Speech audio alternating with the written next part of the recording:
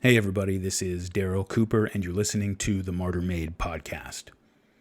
You're about to hear How to Serve Man, an exploration of the nature and practice of ritual cannibalism. This episode was inspired by my friend Daniele's History on Fire podcast series on the Spanish conquest of the Aztec Empire. If you enjoy this series or this podcast in general, please consider subscribing to my Substack page, where you'll find supplemental writings and exclusive podcast episodes available only to subscribers for just $5 a month or $50 a year. It can be found at martyrmade.substack.com. And to all of you who are already contributing, I really appreciate you allowing me to do this. Hope you guys like this one. It's a little dark. Here we go. I'm content to die for my beliefs. So cut off my head and make me a martyr. The people will always remember it. No, they will forget. Hell does exist. God is a thought. God is an idea. It is a place. It is somewhere. Hell does exist. But its reference is to something that transcends all thinking.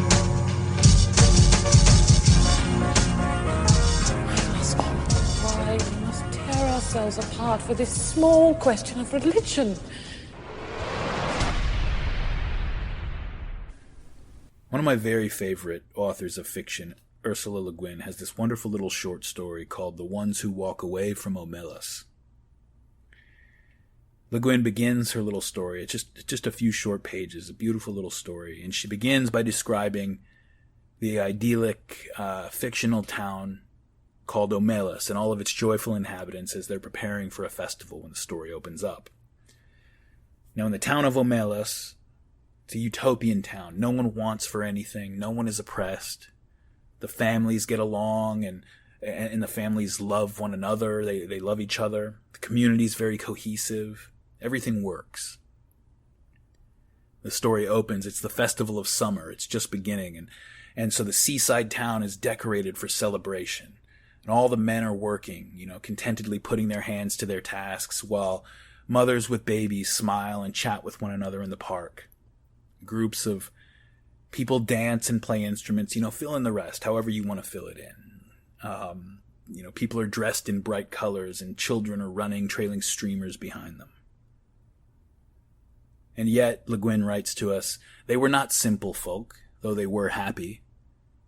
But we do not say the words of cheer much anymore. All smiles have become archaic. And given a description such as this, one tends to make certain assumptions. Given a description such as this, one tends to look next for the king, mounted on a splendid stallion and surrounded by his noble knights, or perhaps on a golden litter borne by great-muscled slaves. But there was no king. They did not use swords or keep slaves. They were not barbarians. I do not know the rules and laws of their society, but I suspect that they were singularly few. As they did without monarchy and slavery, so they also got on without the stock exchange, the advertisement, the secret police, and the bomb. Yet I repeat that these were not simple folk. Not dulcet shepherds, noble savages, bland utopians. They were not less complex than us. End quote. And then Le Guin makes very plain to us that she's dealing in fantasy. She admits it in the story. She says that her illustration here of the town of Omelas, it might not suit every reader. And so she encourages us, the readers, to imagine the town and its people however we need to make the utopia the way our utopia would be. She encourages us to do that. And so as we follow the joyous procession of parade goers and festival goers near to its end, we're caught up in the reverie of no place, and we're almost wanting to willfully ignore the impossibility of this vision because it's so beautiful. When Le Guin, the dark sorceress, turns it around on us and reveals her magic. This is why Le Guin is so good. Quote, "Do you believe? Do you accept the festival, the city, the joy? No? Then let me describe one more thing. In a basement, under one of the beautiful public buildings of Omelas, or perhaps in the cellar of one of its spacious private homes, there is a room. It has one locked door and no window. A little light seeps in dustily between the cracks in the boards, second-hand from a cobwebbed window somewhere across the cellar. In one corner of the little room, a couple of mops, with stiff, clotted, foul-smelling heads, stand near a rusty bucket. The floor is dirt, a little damp to the touch, as cellar dirt usually is. The room is about 3 paces long and 2 wide, a mere broom closet or disused tool room. In the room, a child is sitting. It could be a boy or a girl. It looks about 6, but is actually nearly 10. It is feeble-minded. Perhaps it was born defective, or perhaps it has become imbecile through fear, malnutrition, and neglect. It picks its nose and occasionally fumbles vaguely with its toes or genitals as it sits hunched in the corner farthest from the bucket and the 2 mops. It is afraid of the mops. It finds them horrible. It shuts its eyes, but it knows the mops are still standing there, and the door is locked, and nobody will come. The door is always locked, and nobody ever comes, except that sometimes the child has no understanding of time or interval. Sometimes the door rattles terribly and opens, and a person or several people are there. One of them may come up and kick the child to make it stand up. The others never come close, but peer in at it with frightened, disgusted eyes. The food bowl and the water jug are hastily filled, the door is locked, the eyes disappear. The people at the door never say anything, but the child, who has not always lived in the tool room and can remember sunlight and its mother's voice, sometimes speaks. "I will be good," it says. "Please let me out. I will be good." They never answer. The child used to scream for help at night and cry a good deal, but now it only makes a kind of whining "eha, eha," and it speaks less and less often. It is so thin that there are no calves to its legs. Its belly protrudes. It lives on a half bowl of cornmeal and grease a day. It is naked. Its buttocks and thighs are a mass of festered sores as it sits in its own excrement continually. They all know it is there, all the people of Omelas. Some of them have come to see it. Others are content merely to know that it is there. They all know that it has to be there. And some of them understand why, and some do not, but they all understand that their happiness, the beauty of their city, the tenderness of their friendships, the health of their children, the wisdom of their scholars, the skill of their makers, even the abundance of their harvest and the kindly weather of their skies, depend wholly on this child's abominable misery. This is usually explained to children when they are between 8 and 12, whenever they seem capable of understanding. And most of those who come to see the child are young people, though often enough an adult comes, or comes back, to see the child. No matter how well the matter has been explained to them, these young spectators are always shocked and sickened at the sight. They feel disgust, which they had thought themselves superior to. They feel anger, outrage, impotence, despite all the explanations. They would like to do something for the child, but there is nothing they can do. If the child were brought up into the sunlight out of that vile place, if it were cleaned and fed and comforted, that would be a good thing indeed, but if it were done, in that day and hour, all the prosperity and beauty and delight of Omelas would wither and be destroyed. Those are the terms. And to exchange all the goodness and grace of every life in Omelas for that single small improvement, to throw away the happiness of thousands for the chance of the happiness of one, that would be to let guilt within the walls indeed. The terms are strict and absolute. There may not even be a kind word spoken to the child. Often the young people go home in tears, or in a tearless rage, when they have seen the child and faced this terrible paradox.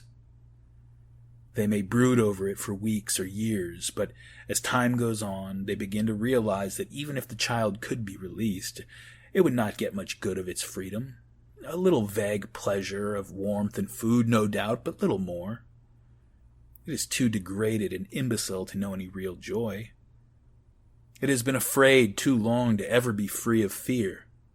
Its habits are too uncouth for it to respond to humane treatment. Indeed, after so long it would probably be wretched without the walls about it to protect it, and darkness for its eyes, and its own excrement to sit in. Their tears at the bitter injustice dry when they begin to perceive the terrible justice of reality and to accept it.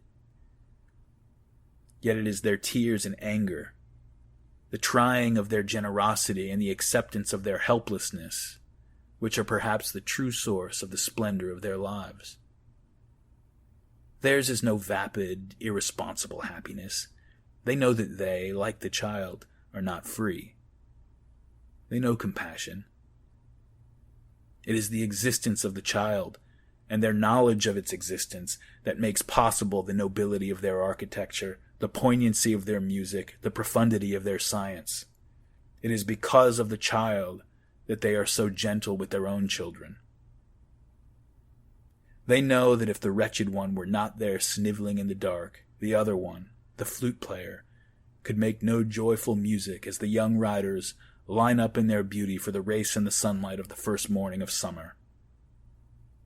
Now, do you believe in them? Are they not now more credible? End quote. I love Le Guin, and what's wonderful about a story like this is that it works at almost any level that you feel like playing at, okay? You can read it psychologically. That's a pretty easy one, right? Every one of us has to subdue the free and naive children that we once were in order to survive and remain presentable in the adult world, right? You can read it politically because every society seems to grease the skids of internal cohesion by projecting its collective hatred and hostility out onto an other, either outside or at the bottom of their own society. Or you can read it culturally. Every culture has skeletons hiding in plain sight, which, if you strip them of the familiarity that we've developed for them over a lifetime of close contact and indoctrination, they would appear to us as monstrous as they in fact very often are. Today, secular activists in the West they're morally and ethically appalled at the Christian resistance to things like gay marriage and abortion, right? But almost nobody seems all that concerned about the fact that those Christians all gather on Sundays to worship a victim of torture and execution and then pretend to eat his flesh and drink his blood. A good part of Western civilization gets together weekly to vicariously practice what is arguably the single most powerful taboo we still have in place, and everybody is fine with that part. They almost never mention it. And then, of course, you can keep going with it because the psychological and cultural and political readings of the story are all interrelated and nested within one another. Just to take one example, all parents have to suppress the early oral fixation in their young children, right? And this means breaking the child to a degree and forcing it to either repress its behavior or find some sort of more acceptable substitute. We're going to get into this later, by the way. I'm just using it as an example now. If you have a very, very young child and he bites somebody, we'll gently correct him. An older child's going to be punished or counseled, but an adult who bites, even in the middle of a fight, is going to be seen as just almost irredeemably uncivilized, right? In other words, you've got a psychological stage that's got to be overcome before we allow a person to enter into the political world of adult relations. And the degree to which we successfully repress or find substitutes to carry us past that stage, and what forms those substitutes end up taking, it both draws from and creates the content of our culture. Think, for example, just of how much effort we put in, especially when you think of the self-conscious mores of the upper classes or the middle classes who imitate them. Think of how much effort we put in to making eating eating a meal as unlike what it actually is as possible. And eating's what we're here to talk about. So, we're here to talk about cannibalism. So let's get into it. The first thing that I really need to do at the outset here is to define the scope of what it is I'm trying to do. This is not going to be a broad survey of every type and instance of cannibalism that's ever existed. I'm trying to go narrow and deep. We're not going to talk about cannibalism born out of desperation. We're not interested here in the aberrant acts of a few psychotics. The fascination that stories about cannibalism from the Donner Party or Hannibal Lecter, the fascination that those stories have for us does tell us something. There's information there, but the violation that they represent, the fact of the violation, is part of the fascination. These aren't acts that enjoy general social approval. And these next two episodes, this one here on cannibalism and the next one on sacrifice, are about social violence, institutionalized violence, that everyone or almost everyone in a society either accepts as legitimate or at least doesn't consider it worth energetically opposing. I have heard people raise the question whether something like car accident deaths in the modern world can be classified as a type of sacrifice to some abstract god of convenience or economics, since what they'll say is that we can predict with close accuracy how many people are going to die this year and the next year and the next year on into the future from car accidents. And so if we know with apodictic certainty that about 30,000 people are going to die in vehicles next year, and that highway driving is essentially a game of chicken where we all compete to see who's going to draw those 30,000 short straws, how is that not a sacrifice? And fine, whatever. I get the point. I guess it makes sense if you're interested in the statistics of it. But despite the best efforts of Ballard and Cronenberg, nobody's constructing a cultural system out of car accidents and their victims. Of course, most drivers don't die in car accidents, just as most people in Mesoamerica were not sacrificed and eaten. And when it does happen, in any case, it's the killers, and not the victims, who actually remain behind to act in the world and to apprehend and interpret what they've done. But that's about where the parallels end between those two things. I get where they're coming from, but I don't like it as an example. A modern person who kills another person in an auto accident might end up in therapy for years, and even then is not likely to ever be completely whole again. But I'm not aware of any king's torturers or executioners ending up in therapy, unless you count confession, which maybe we should, I suppose, but that's a different episode. I'm not aware of any tribesmen. Let's do this. I'm not aware of any, primitive tribesmen ending up on a psychiatrist's couch talking about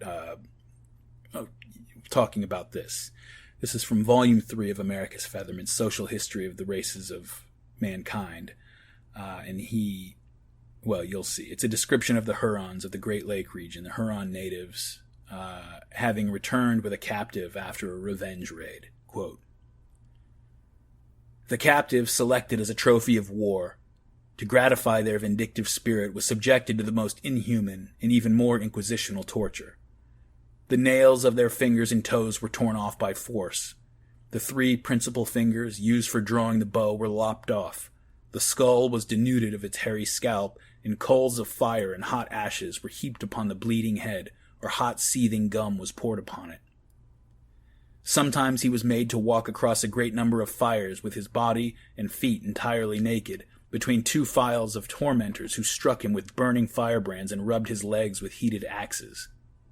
At other times they threw hot water on his back to increase his pain, and touched his fingers' ends and his sexual organs with burning cinders. Then they pierced his arm with a splint, drew out the nerves, and tore them away by force. The captive remained entirely composed amidst all these agonizing tortures, singing, uttering threats against his fiendish executioners, and giving expression to his scowling hate by jeers, scoffs, and words of defiance. When the victim approached the death struggle, he was placed upon a scaffold. His head was cut off, his bowels were torn out, which were taken possession of by the children, who tied them to a stick and exhibited them in passing through the village as trophies of victory. It is said that the body was properly dressed and cooked in a large pot, and that the flesh was devoured with much relish at the public festival amidst universal merriment and rejoicing of the assembled multitude." End quote. A story from Sierra Leone in West Africa.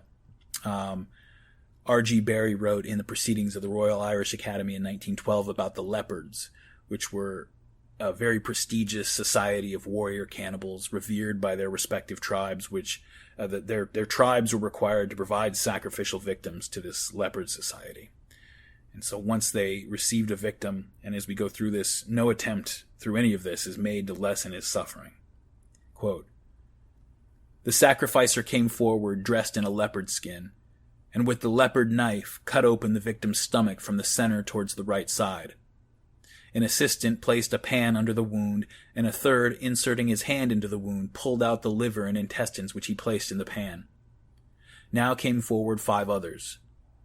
The first placed his hand upon the wound and drew forth some fat, and 4 others did the same. The pan with the intestines, liver, and blood was taken away to a house. The body of the victim was carried to the piazza of the late chief's house. It now being midnight, they separated. No one was left with the victim, who was still alive and chained and remained alive for some hours." End quote. I was recently listening to a psychologist lecture about post-traumatic stress disorder, and he was talking about how people can just as easily be afflicted with PTSD after doing something horrific as they can from witnessing something horrific or having something horrific happen to themselves or to someone close to them. And now, obviously I'm not a psychologist, but I think I can say with some confidence that there's some cultural relativity clearly at play here. You know, if a modern person, and not any person, but a volunteer soldier in a society that values and honors its soldiers and gives them a lot of leeway, as we do, for decisions that they make on the battlefield, if somebody like that can suffer from PTSD just because, you know, he got too trigger happy in a wild firefight and ended up taking out a civilian at a distance, and this does happen. People do, you know, get PTSD from things like that. You would expect pretty much every single society before about the 19th century, so the whole human species, to have just long ago collapsed into a post-traumatic stupor of incapacitated grief for its lost innocence. I mean, how did we ever get anywhere? Just look at the world, look at nature, a quick look at every animal species, right on up to our closest relative, the chimpanzee. Take a look, and one observation above all asserts itself.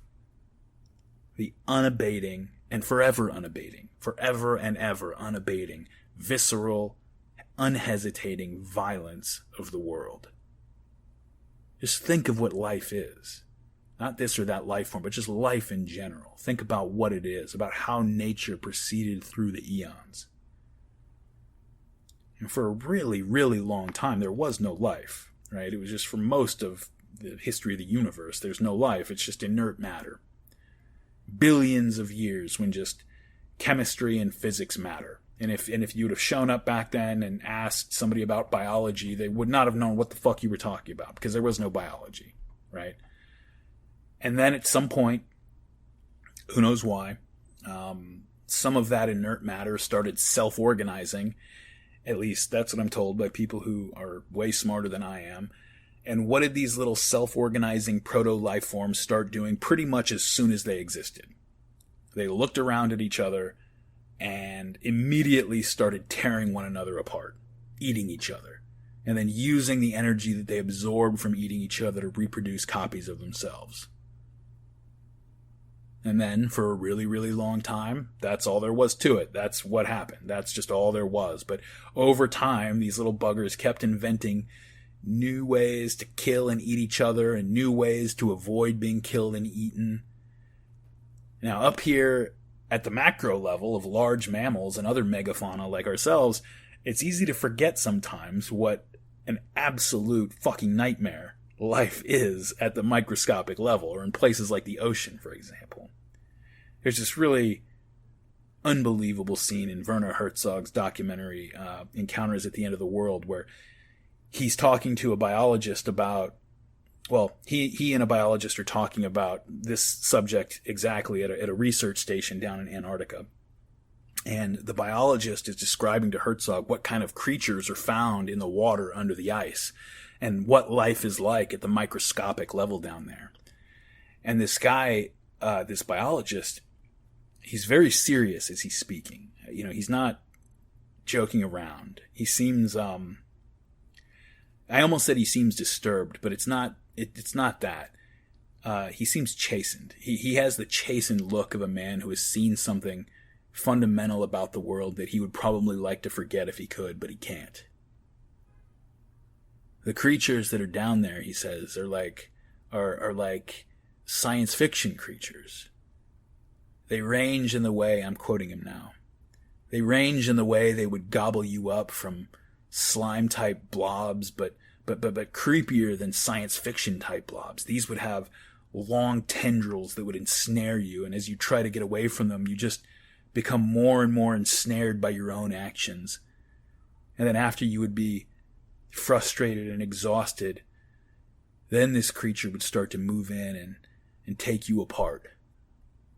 When you watch him describe this, he's kind of looking away from the camera, and the look on his face, I swear to God, it looks like he's looking at the murder scene right in front of him. And so he goes on. Then there are these other worm-type things with horrible mandibles and jaws and just bits to rend your flesh. It really is a horribly violent world that is obscure to us because we're encased in neoprene and we're much larger than that world. But if you were to shrink down, miniaturize into that world, it'd be a horrible place to be. Just horrible. And so this biologist is so caught up in this vision of brutality, you don't want to interrupt them. And I think Herzog is the only filmmaker alive who could probably keep the interview moving at this point. And so he asked the biologist, he says, and this world is a world earlier than the human world. Do you think that the human race and other mammals fled in panic from the oceans and crawled on solid land to get out of all this?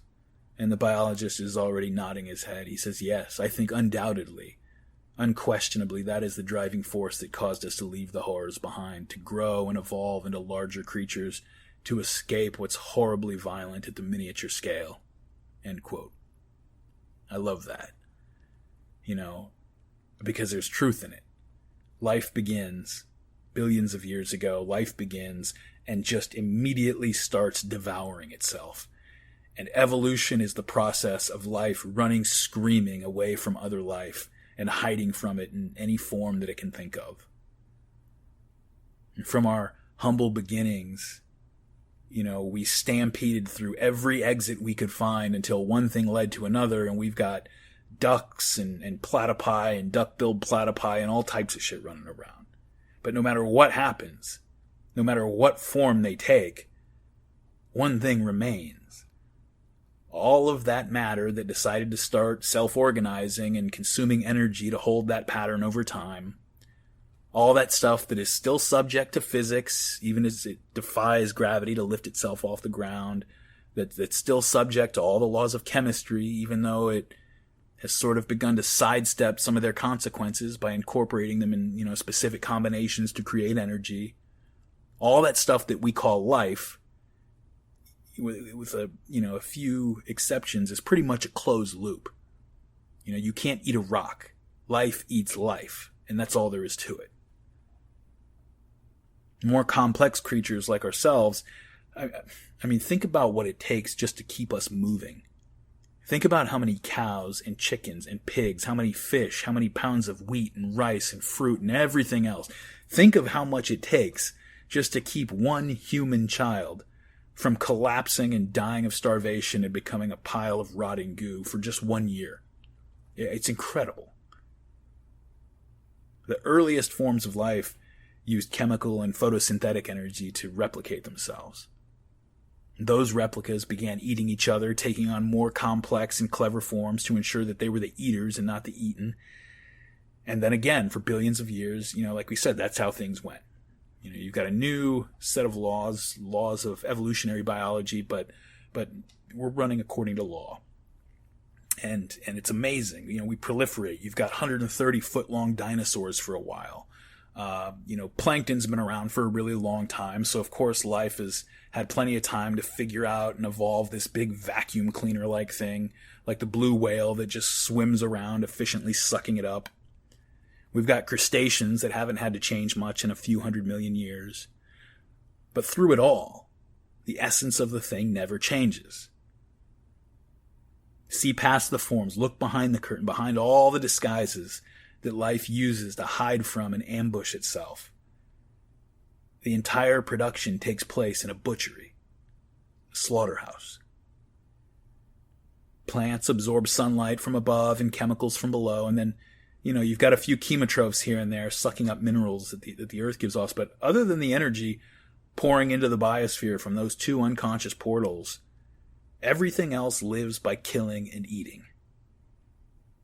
Billions of years of just chasing each other down, tearing each other apart, breaking each other down, and saying, you were no longer you, you are now a part of me. Killing and eating is the first and the most complete form in which domination can be expressed. But then something else happened.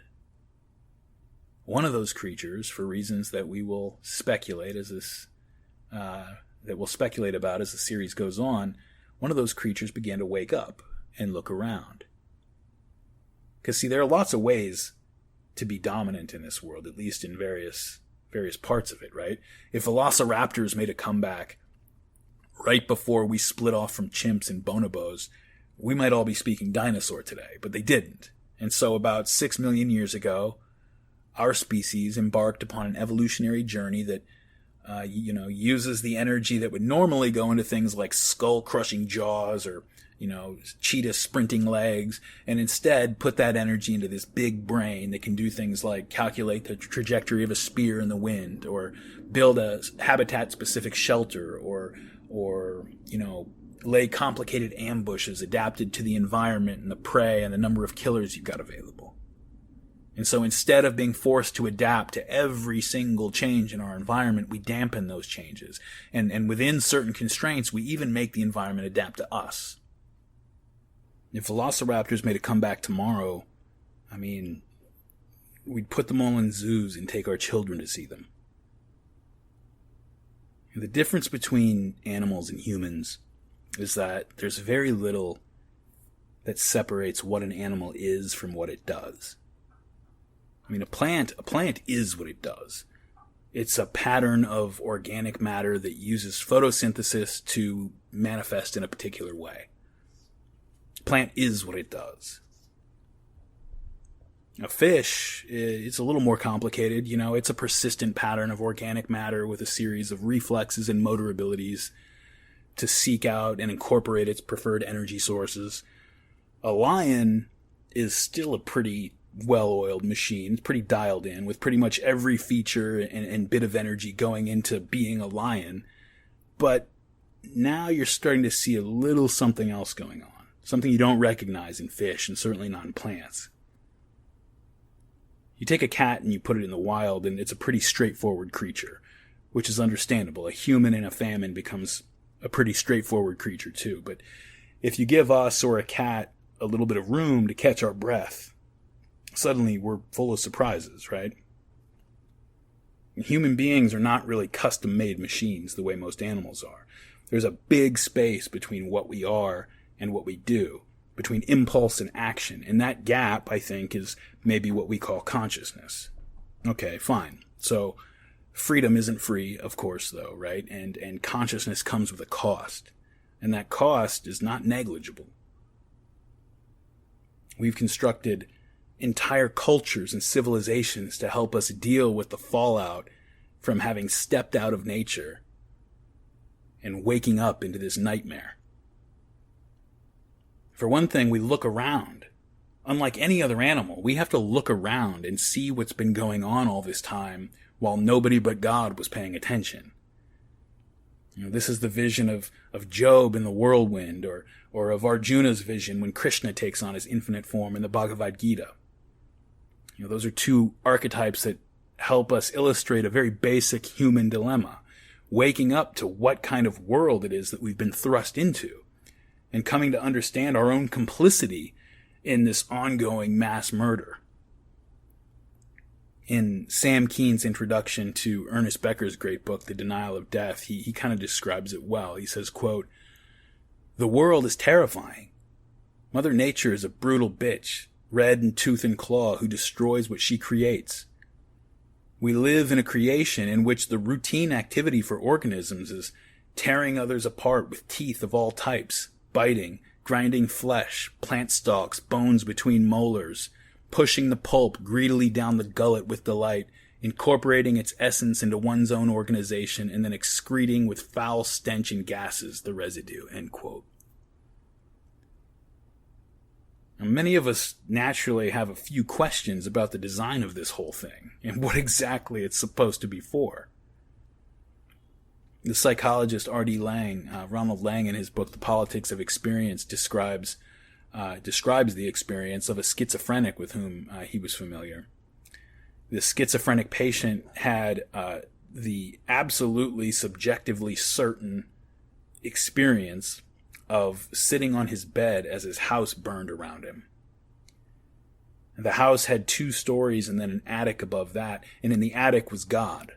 And God was a madman, always and forever screaming and raving because he alone had full knowledge of what the world really was about.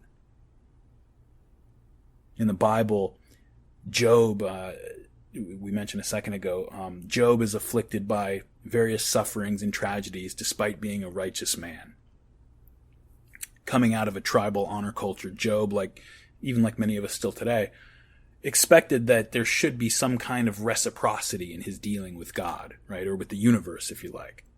I haven't done anything, he insisted. This is not fair. What did I do to deserve any of this? And so his friends come along and they sort of run through the various theological arguments that were being made at the time. They were all insisting that what happens to us in the world is always a result of our own righteousness or unrighteousness, that however it seems to us, God is just. And so there is this reciprocity to it. But of course, we already know what his friends don't know. That despite everything that's befallen him, Job is a righteous man, because the story told us so right up front. And so Job, to his credit, refuses to accept any of their arguments. He insists on his blamelessness, and he essentially demands an audience with God. He wants God to come before him so that he can make his case and get an explanation out of God for why all these terrible things have happened to him. He never curses God, as his resentful wife implores him to do, but he refuses to say what he does not believe is true, that he somehow deserves all of this. And so finally, at the end of the book, after this ruined man, poor Job, is left covered in sores, with a dead family, all his cattle and sheep and goats and goods taken away, sitting in a pile of ashes where his house used to be. God comes on the scene in one of the great pieces of world spiritual literature. His message to Job, as spectacular and overwhelming as its imagery is very simple. He tells Job that he's right. He doesn't deserve any of this. But what gave Job, or anybody, the idea that deserve has anything to do with what happens to anyone or anything in this universe? God appears in a whirlwind. He takes Job up into the whirlwind, and he says to Job, "You've made demands and questioned me, and now it is I who will question you. What exactly do you think this place is, Job? Who told you that this was a safe space? What, in all of your experience of this world, made you think that that's how things work? Does the gazelle deserve to be ripped to pieces by a lion? Does it deserve to be ripped to pieces by you, for that matter?" From the book of Job, God speaks, quote, "Hast thou given the war horse his strength? Was it thee who clothed his neck with thunder? Canst thou make him afraid as a grasshopper? The fury of his nostrils is terrible. Behold how he stampeth and paweth in the valley, and rejoiceth in his strength. Charging on to meet the armed men, he mocketh fear, and is not affrighted, neither turneth he back from the sword. The quiver rattleth against him, the glittering spear and the shield. He swalloweth the ground with fierceness and rage. Neither believeth he that it is the sound of the trumpet. He saith among the trumpets, Ha ha! And he smelleth the battle afar off, the thunder of the captains and the shouting. Doth the hawk fly by thy wisdom, and stretch her wings toward the south? Doth the eagle mount up at thy command, and make her nest on high? She dwelleth and abideth on the rock, upon the crag of the rock, in the strong place. From thence she seeketh prey, and her eyes behold afar off. Her young ones also suck up blood, and where the slain are, there is she. End quote. Everything in this world has been tearing and clawing and killing from the beginning of time. And what, Job? I'm just supposed to call the whole thing off because why? Because the process finally landed on your doorstep? Does Job have any idea how this works? Tell me all about it, Job. Were you there when I set the stars in motion and hung the earth in place? No, you weren't. And you don't have any idea of the questions you're even asking me, let alone what the answers to them are. And now, today, we might look at this and say, well, this is awfully mean of God, but it's mean of the universe. This is life. If you've ever lost anyone close to you unexpectedly, you know what I mean when I say that there's a random inhumanity to this world. Our minds are robust, adaptable devices for making that chaos somewhat livable. People can say that the ways that we do come up with to live lives of apparent order in a world of swirling, ravenous chaos, that it's all just human delusions or opiates of the masses, and fine, there's something to that, but it's also the glory of our species.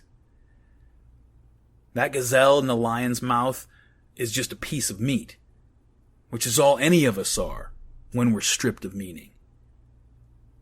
If you want an idea of what it's like to live that way, go read Lovecraft when he's at his best, or read Thomas Ligotti's Conspiracy Against the Human Race. Ligotti's a horror author, a great horror author in the vein of H.P. Lovecraft, but his power to unseat and discomfort us comes not just from good, suspenseful pacing of his stories or from well-conceived monsters, but from his vivid and often emotionally devastating vision of what life is when it's stripped of meaning. In Conspiracy Against the Human Race, a nonfiction book that he wrote just to address some of these ideas directly, he describes how the most mundane and unthreatening objects can become uncannily horrific if you stare at them long enough to, let your attachments of meaning fall away. Kind of the way that repeating a word over and over and over and over soon turns it into a meaning, just a meaningless babbling of syllables. I don't know if you've ever done that. This is Ligotti, quote, "In no time at all, even the most unexceptional things may cease to be seen the way we usually see them, and come to be seen as something else, something we may not be able to name. The unsteadiness of quality and meaning in something, a puppet doll, for instance, repels our lasting inspection of it. For the longer this inspection goes on, the more we become lost in a paradoxical state of knowing and not knowing what was once known and familiar. And it is then that the question, why should there be something rather than nothing, may become lost in the inexplicable, even preposterous ambition to resolve it without losing our minds to the uncanny. Everyday objects seem curiously liable to being perceived as uncanny because we see them every day and know how they should be and should not be. One day those shoes on the floor of your closet may attract your eye in a way that they never have before. Somehow they've become abstracted from your world, appearances you cannot place, just lumps of matter without any fixed quality and meaning. You feel confused as you stare at them. What are they? What is their nature? Why should there be something rather than nothing at all? But before your consciousness can ask any more questions, you dial it back so that your footwear seems familiar again and not uncanny in its being. You select a pair of shoes to wear that day and sit down to put them on. It's then that you notice the pair of stockings you're wearing and think of the feet that they conceal. and the rest of the body to which those concealed feet are connected, in the universe in which that body is roving about with so many other uncanny shapes. What now? A voice from the other side of being seems to say. And what if you should look at yourself, the most everyday object there is, and feel at a loss to attach a quality and a meaning to what is being seen, or what is seeing it? What now indeed? End quote. See, he's not looking at his leg or his foot as the limb of a human being with a family situated in a cultural context, in a historical moment, and so forth. Suddenly he's looking at that leg as, well, he's seeing it the way that a cannibal would see it. See, I remembered where we were going with this. And we're going to get deep into the mythology and the theology that the Aztecs built around this stuff as we go through this series, but we can't start there. We got to back up. All that's very important, and we're going to have to talk a lot about it to get an idea of how the Aztecs understood what they were doing, but it won't tell us why they were doing it. I mean, how could it? Like a growing child, human groups are always already caught up in the world of action before it ever occurs to them to have to explain any of it to themselves. The explanations that men come up with for something like ritual cannibalism vary within a few broad categories, but first we need to focus on the act itself. So, a lot of popular books that you'll find on cannibalism begin similarly with a survey of cannibalistic behavior in animals, and then they might spend some time asking what we really mean by cannibalism and whether, I don't know, eating your boogers or some hippie chick frying up her afterbirth, after giving birth counts. I don't care about any of that. I don't care what the Donner Party did. I'm not going to talk about what happened in some famine. People trapped in the snow or stuck in a famine who eat human flesh, those people find themselves in the world that Ligotti was just describing. Okay? Crazed with hunger, meanings drop away, and suddenly a human leg is reduced just to its potential as a calorie-rich drumstick. Although, to be honest, even then I would bet that it takes a measure of ritual to turn the leg into a drumstick. You can imagine members of the Donner Party in a circle praying for permission or forgiveness before the human could be reduced to meat. But even still, that's not what we're here to talk about. I'm talking about cannibalism as part of a cultural system, practiced by people who are not starving, in a manner that enjoys social legitimacy. Sacrifice and cannibalism are forms of institutionalized aggression. This is one of the first things to know and understand, one of the foundations upon which any serious understanding of these acts can be approached. Do not imagine that it is possible to cut into another living man's chest to extract his still beating heart, except as an act of aggression. The formality of the ritual structures, that structures the aggression, disguises it. But aggression is the rippling energy that drives that knife into the flesh. And all societies have forms of institutionalized aggression because all societies are full of individuals who experience aggression all the time. Things like sexual and aggressive energies, these are primary human motivations that drive our individual and collective lives, but every society has got to find ways to manage the sexual and aggressive impulses of its members. And doing so is a big part of what makes us human. I mean, you think like all these years after an Iron Age tribe of desert nomads inscribed their 10 commandments on some tablets, things like thou shalt not murder, thou shalt not covet thy neighbor's wife, they still hold up pretty well because in order to sustain certain modes of social life, people have got to figure out how, for example, to ensure against stuff like this. Quote, "What follows is a matter of fact, not fiction, a matter of history, not of legend. Princess Luede was the niece of Mutesa, king of Buganda, 1856 to 84. Buganda is the largest kingdom discovered by the British around Lake Victoria in East Africa. It's in like modern-day Uganda, as you probably guessed. So, where am I? Yeah. She had been given as a wife to Prime Minister Mukasa by Mutesa as a reward for the minister's good services. They had 2 children together. One day, as was the custom with female members of the royal family, Princess Luede paid a visit to Princess Sansanse, a senior member of the family. Princess Luede found the company being entertained by Kalemba, a comely youth who was amusing those assembled with music on the harp. The youth, his youth, the harp, his singing were all too much for the only too human princess.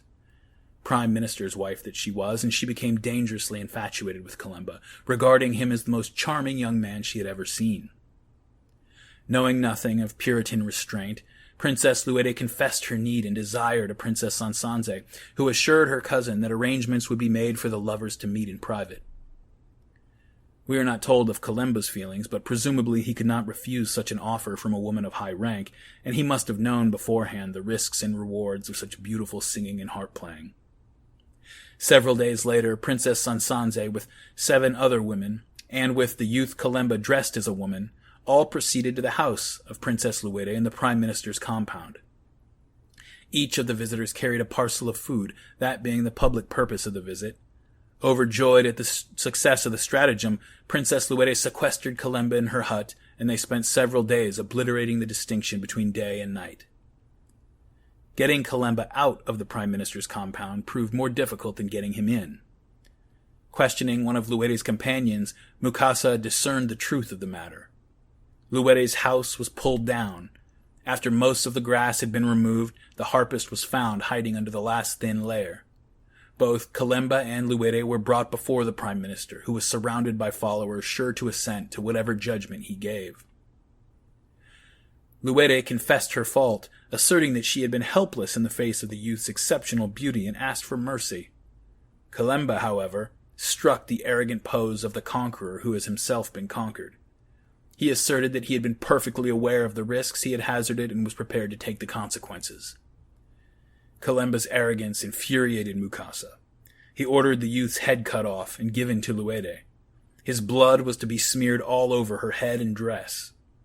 There was no court to appeal such a verdict from the Prime Minister. His executioners carried out the sentence. The Prime Minister was so caught up in his own cruelty that at first he insisted Luede carry her lover's head with her when she went back to her father the king, although his subordinates prevailed upon him to forego such a dangerous royal insult. End quote. That was the author Eli Sagan's rendering of a first-hand account provided by British explorers. So, see, that's why you got to have rules about when aggression is okay, what types of aggression are okay, who should sleep with whom, and under what circumstances. You got to have rules like this. It's either that or Hieronymus Bosch. Those are the options. These rules are associated with more advanced forms of social life for a reason. And if it sometimes seems like high civilization has fewer rules than more primitive societies, that's only because most of the rules that we live our lives by aren't explicit. They're deeply embedded at the level of habit and custom and self-evident common sense, and you don't necessarily know where the boundaries are until you step over one. Now, all societies have forms of institutionalized aggression, but the more direct and literal expressions of it are almost always found at very primitive levels of social development. And throughout the rest of this series and any time, I'm not using primitive as a pejorative here. I mean it in the sense that relates that word primitive to the word primary. It's an antecedent stage of our advanced complex societies. One of the reasons that the Aztecs are so fascinating is that they maintained these bloody practices, just unbelievably bloody sacrifices and cannibalism and everything, long past the stage when most societies have given them up. There's no evidence of institutionalized cannibalism in the ancient hieratic city-states of Egypt and Mesopotamia, for example. And the Aztecs were at least as advanced as those societies, very arguably more, but at least as advanced as them. On the other hand, we have very extensive evidence of cannibalism throughout Africa, through the islands running from the Indian out into the Pacific Oceans, and all throughout the New World. Polynesia actually provides a really interesting case study of sort of the general point I'm trying to make, because in the pre-contact Pacific Islands, there were all these isolated societies developing kind of in their own way that we're able to rank in terms of social complexity and political development, from Stone Age tribes all the way up to the Hawaiians, which, Hawaii was arguably a state, and it certainly seemed to be on its way to being a state at least. And what you find in those places where European explorers encountered societies practicing cannibalism, the rule was that it was engaged in most directly and most frequently the lower down the scale of development you go. Now, as you go through the literature around cannibalism, one of the inescapable facts that you realize right off the bat very quickly is that a human being, a human being can never be reduced entirely to meat. And try as we might to dehumanize and objectify other people, some part of us always recognizes them. I mean, that's why it takes an act of aggression to hurt them. It doesn't take an act of aggression to step on an ant. It takes a little bit more to gut a fish. It takes enough aggression to strangle a puppy that if a kid does it, we send him to an army of psychologists and keep a close eye on him. It's usually a him. We are talking about aggression after all. And we do that because we know somehow, even if we haven't seen the statistics, that anybody can kill an ant. But it's not that much of a leap for somebody to ignore the panicked pleading cries of a puppy and for that same person to show a similar lack of empathy for you or me. At some level, we understand that. And yet, neither of us had ants for breakfast this morning. Most of us in the last week have eaten something that, if we had to kill it up close ourselves by hand, would at least take a few minutes of mental preparation. Have you ever petted a lamb, a little lamb? They're freaking adorable. I mean, well, guess what? They don't just lay lamb chops like chickens lay eggs. You don't just walk around the lamb farm and find shanks and chops lying around all over the place. No, somebody had to grab that little guy and club him over the head or cut his throat, cut him open, rip out his guts, cut him to pieces, and send those pieces to your local supermarket. The hesitation that many of you would feel at one or another step in that process, that is a modern luxury. Until very, very recently, pretty much everybody had to be at least prepared to kill something. You're alive today because 10,000 generations of your human ancestors and an inconceivable number of your evolutionary ancestors did not hesitate. The Tigarian people of New Guinea, they were a particularly nasty little bunch. Savage, warlike, incredibly cruel. They were kind of like proto-Vikings, actually. They would terrorize more peaceful villages along the coast west of the Baxter River there in New Guinea. And what they would do is they'd build these long canoes, and they would take them on expeditions along the coast and up the rivers like Vikings, and they would just plunder and steal and slaughter people and take slaves. And when they would take these slaves, these prisoners, they would keep them on the canoes with them because they would stay out on these raiding expeditions for months at a time without staying in one place. And so they would keep them for food. They would break their arms and legs and just leave them there so that they couldn't escape.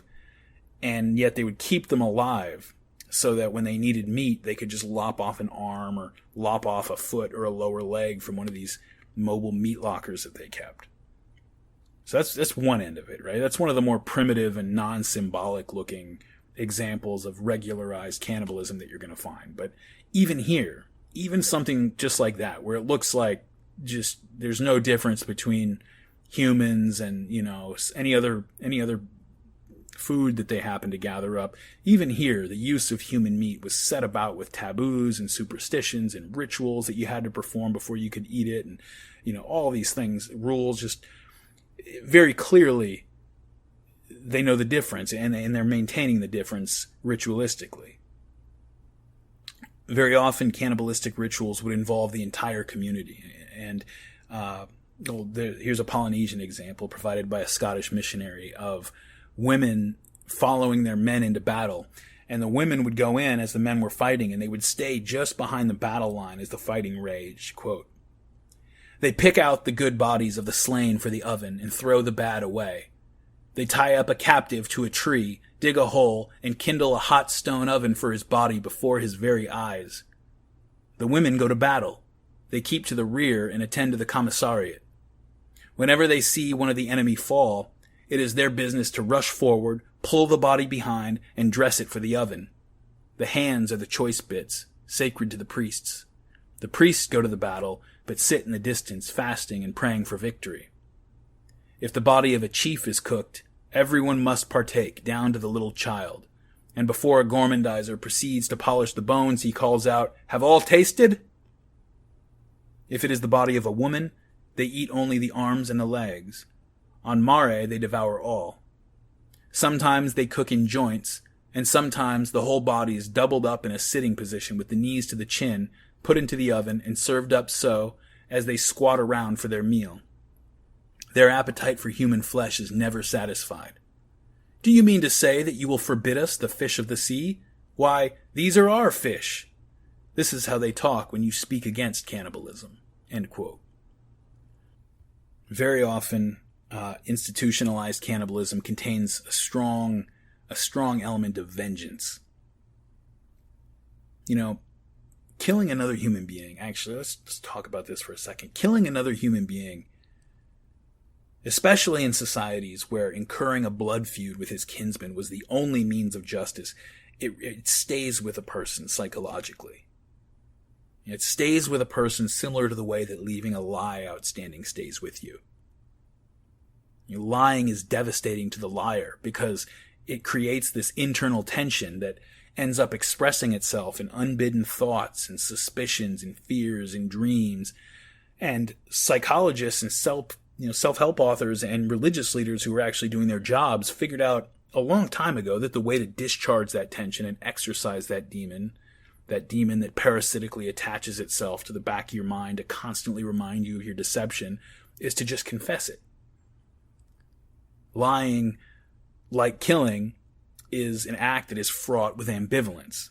And ambivalence is what I'm trying to get at here with the analogy. It gets you out of trouble, right? I'm talking about a lie. A lie gets you out of trouble, or maybe it gets you something that you want in the immediate future. But over time, the costs of maintaining your deception become so onerous that,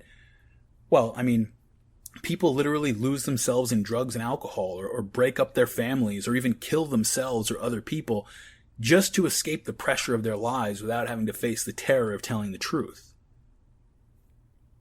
There's so much ambivalent energy in there, it tears people apart. Unless you're a psychopath, the main product of all that ambivalence, forget about the thoughts, those are secondary. The feeling that gives rise to the thoughts is this vague, sort of dull, but somehow perfectly clear sense that this is not over. There's something still outstanding. There's something still out there. And killing is like that. There's so much ambivalent energy tied up in killing. There's, the feeling of joy that comes with having defeated an enemy. There's the sublime animal power of having released that primal aggression. But then there's the recognition of yourself in the dying eyes of your victim. There's the fear of vengeance, and there's so much more. All these ambivalent energies just pulling a killer in different directions, just threatening to tear him apart. Ritual and mythology in part function to structure these opposing feelings in a way that discharges the tension and frees the individual from that ambivalence. The psychologist that we mentioned earlier, Eli Sagan, he's got this great little book on the psychogenesis of ritual cannibalism that I've drawn on very heavily for this, by the way. He wrote, quote, "A great many tribes regard the slayer of the cannibal victim as being in great danger, and rituals are performed to ward it off. The danger does not come from any real threat. We may surmise that the slayer is not particularly vulnerable to revenge attacks from the enemy tribe, since the ritual that is performed does not protect the slayer from harm from that quarter. The danger has a supernatural source. Sometimes it is spoken of as the dead man's ghost, an answer given to the question of what threatens the slayer, but not really an explanation. One method of protecting the slayer was to forbid the slayer himself to eat the human meat. Yet this action might not be a sufficient protection. Therefore, and now he's quoting an anthropological report, the killer or captor of the man who was to be eaten would go straight to his own hut and stay there for about a month, living on roast taro and hot coconut milk. His wife would continue to share his hut, but must for that period sleep apart from him. He remains thus isolated in his hut because he is afraid of the blood of the dead man, and it is for this reason that he does not join his fellow warriors in partaking of the flesh. For if he were to do this, he believes his belly would become full of blood, and he would promptly die. End quote. Quick side note, that subquote that Sagan is quoting there, by the way, it's from a book on cannibalism and human sacrifice that I've not been able to get my hands on. I always try, whenever there's a citation like that, I try to find and read the book in question, and usually I am able to do it, but sometimes not. And those of you who have donated to this podcast, by the way, you don't have any idea what a huge help it is, because that's where it goes. It goes to books and papers. Anyway, I couldn't find this one, and so I'm not sure which people he's talking about, but the taro and coconut, tells us somewhere it's out in the islands. So, end of side note. Okay, get my bearings. Oh, so in addition to being in personal spiritual danger, a killer or a captor of a cannibal victim was also frequently felt to be a serious danger to the rest of his own community. Sagan continues, quote, in Maori, so we're talking about New Zealand now, in Maori, the war party was met outside the village by the priestesses, who danced a wakatama, a dance of derision, and sang a song that asked the warriors whence they had come. They answered that they were followers of Tu, the war god, and had come from taking vengeance. The warriors were not allowed to mingle with the joyful people of the village until they had gone through the rite of wakahoa, making common.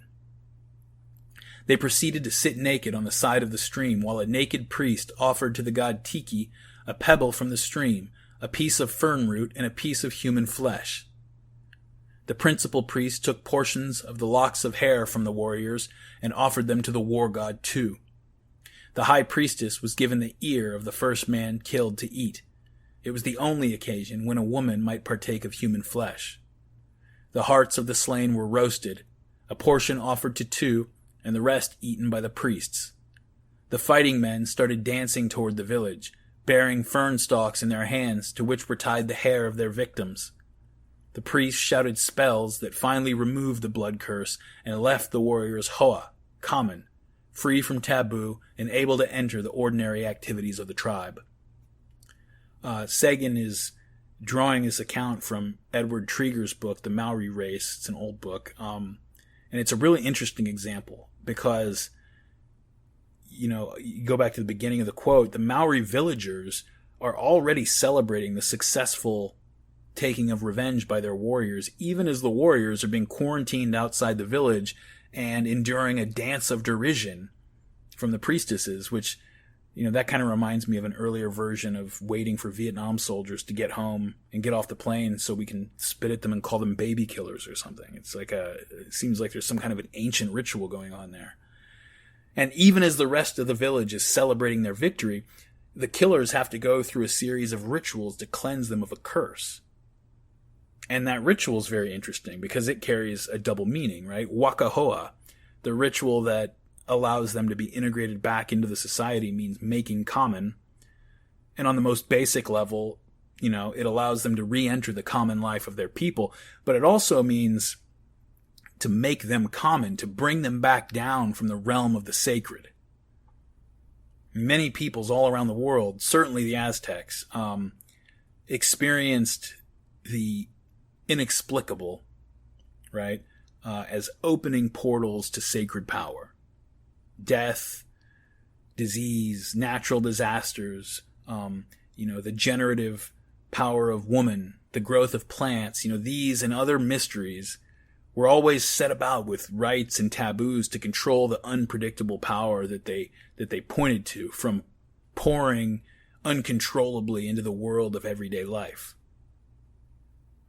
Today we know that war veterans who are unable to properly reacclimate to the mundane world of civilian life can suffer and sometimes even become a danger to themselves and others. Well, earlier peoples were not stupid, and they certainly didn't lack observational powers. They were limited only by their language and the conceptual framework that they had available to describe what they were seeing. And so they understood that men who came back from killing had changed somehow. And it was not a simple thing to successfully take those men and re-involve them back into an everyday life that includes, grandmothers and scurrying toddlers running around. It's just ambivalence. I mean, this is the word.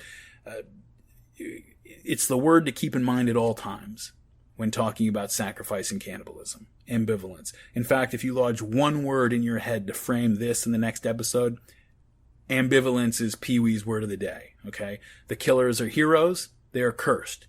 They're protectors. They're dangerous. They're triumphantly joyful. They're regretful. The killer himself glories in his victory, and yet he feels this unaccountable stain of corruption on him. He's closed his account with the other person, but he might have incurred a terrible blood debt with his relatives. And so again, the overwhelming feeling underneath whatever words and explanations we use to mythologize the experience, as long as there is unresolved ambivalence, the overwhelming feeling is that this is not over. So if it's not over, the question is how to make it over, how to end it. And now, with some of these last examples, we've begun to see that structuring these ambivalent feelings relative to one another, disentangling them in a way that allows their energy to be discharged, again, is a primary function of ritual and myth. Another way to put it is maybe like this. Animals kill and eat, right? But only humans sacrifice and feast. Animals are slaughtered. Only humans can be martyred. It sounds strange to say, but there was a time when ritualized human sacrifice and cannibalism were a highly civilized and highly civilizing institutions. In fact, I'll claim with confidence that without them, there would have been no path, politically, sociologically, psychologically, whatever. There would have been no path forward to our modern world.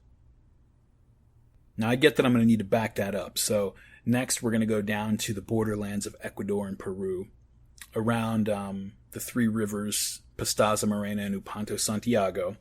We're getting closer to Mexico. Be patient. We're getting there. And we're talking about the Jibaro natives. The Jibaro that dominated the region, they were among the fiercest and most savage tribes in South America at the time of contact. And so, as you'd expect, they never united beyond, just small tribes that maintained themselves in an almost permanent state of total war with one another. The education of their young boys focused pretty much exclusively on raising fierce warriors. Tribes were often dying out and merging with one another because wars of extermination happened all the time. And so, going through the literature, I found this old piece about them from 1923 in the Smithsonian Archive called Blood, Revenge, War, and Victory Feasts Among the Jibaro Indians of Eastern Ecuador.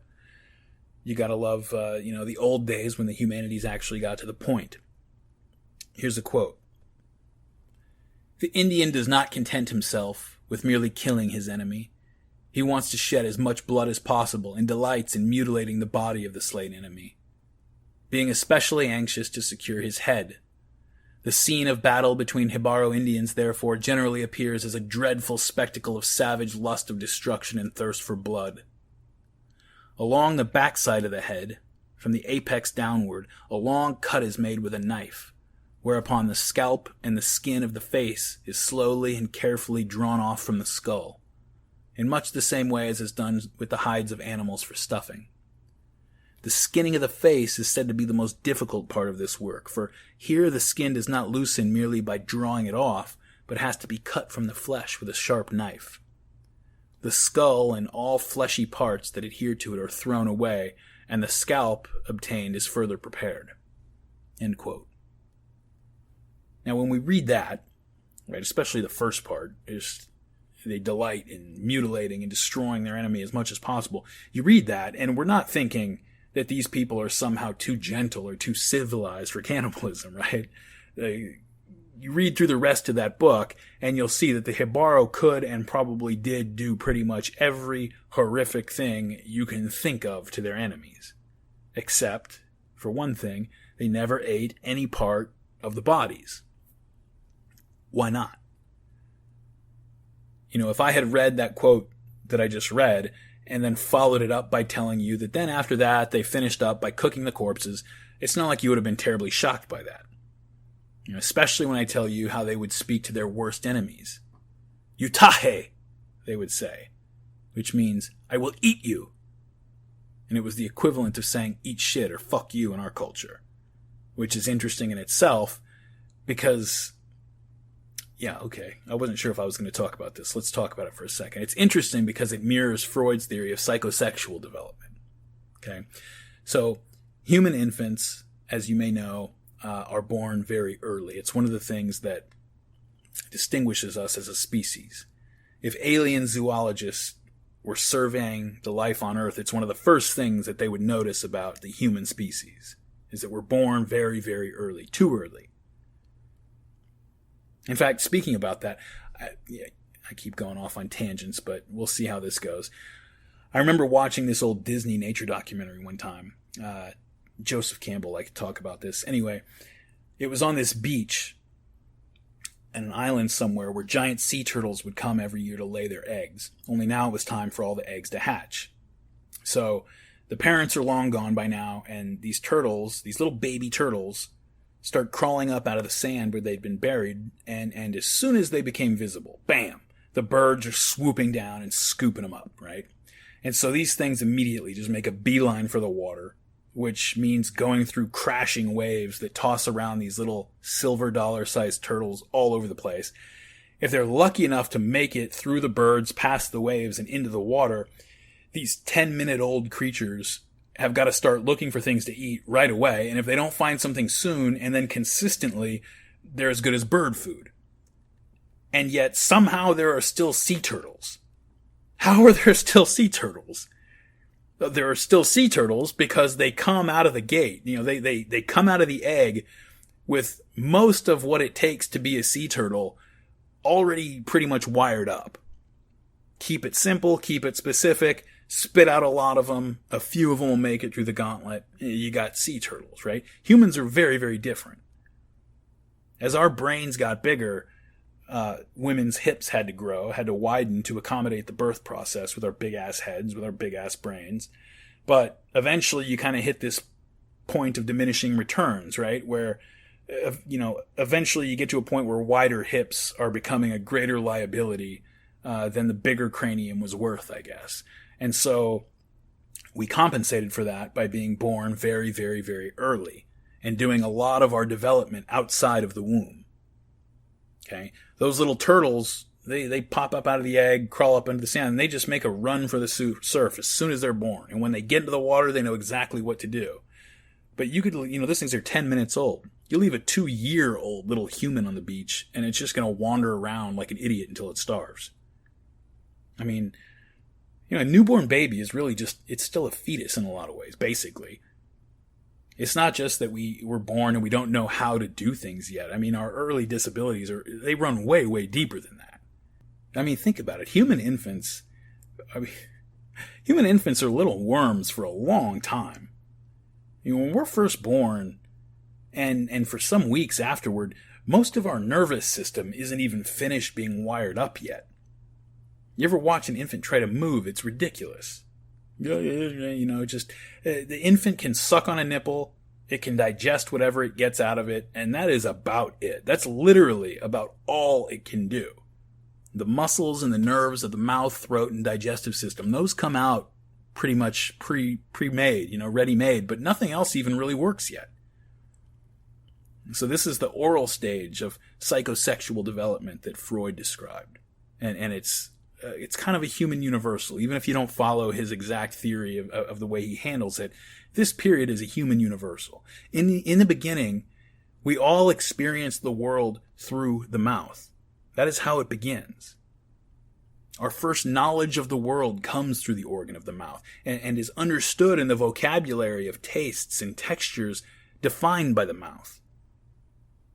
The mouth is also the medium of our first social interaction. This is something that Jordan Peterson has really helped me understand. It's obvious when you think about it, but it's so brilliant to think about how intensely social of a thing that breastfeeding is. Infants can struggle, they bite. If they're screaming, the mother has to calm them down first. And all of this has to be nonverbal. All of communication is nonverbal, and at first it's non-visual. Okay, you can't even look the thing in the eye or anything like that. It's purely through touch and maybe a little bit of sound to kind of coo at it and set the mood, but that's it. And that's all you have to manage this insanely complicated and primal interaction. It's one of those mysteries that as a man I can only look at from the outside and marvel at, but I definitely don't have access to it, but it fascinates me. The mouth is also the first medium through which we have our first experiences of repression and frustration. When a mother has to teach her baby in their secret little language not to do certain things, she has to control its behavior. It's also, our first experience of alienation comes through the mouth in the sense that the first time that we ever open our mouths to cry out so that the world can come and fill it up to satisfy our hunger, and that doesn't happen right away. There's a delay between our demand and its fulfillment that delay sort of sets us down the path of realizing that, hey, that age of warm, unified, amniotic bliss is over for good. This is very complicated stuff that we all have to go through. And so babies begin to grow, begin to ambulate, move around, and parents find themselves, repeating one phrase more than anything else. Don't put that in your mouth. Get that out of your mouth, right? Because kids at this age are putting everything in their mouth because it's still the primary means by which they experience and interact with the world. And why wouldn't it be? You're born that way. It's the first thing that you have. It's your whole world in a way at the very beginning. It's your whole world in a way. It's your portal out into the rest of the world. And you start to grow and your body starts to fill out and everything else starts to work. And now you got to start to learn to use, the rest of your body and everything to experience the world. But that's a process. It's a process that we all have to mature into, right? And as you can imagine, these things tend to go in order for a reason. There's a reason that it's very important to get kids past this stage pretty quickly where they're just putting everything in their mouth. You want to get finished with that before you start toilet training, right? Occasionally parents are toilet training their kids, and after they've had a little bit of practice, maybe you'll leave them in the bathroom to kind of try it themselves. And a lot of parents have this experience at some point where they walk in and find the kid, their little trainee making art on the walls with their waste products. But that's better than walking in and finding out that the kid is still caught up in the oral stage, right? You don't want to walk in and find that. And so it's very important. I mean, it sounds kind of silly or primitive or something. It's very important stuff. So when talking about this stuff, the thing to know and to keep in mind is that anything humans are forced to repress tends to become a matter of intense fascination for us. It's just how we're built. We first experience the world through the mouth, and so the first attempts to civilize us and structure our behavior concerns what we do and do not do with our mouth.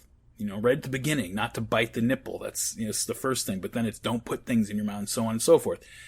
The next stage of trying to civilize a little potential barbarian involves potty training him. And, in this stage, intense attention is typically paid by the parents to controlling where and when and how the child does it and what they do with the waste products afterwards, right? It's very important to most parents, at least it should be.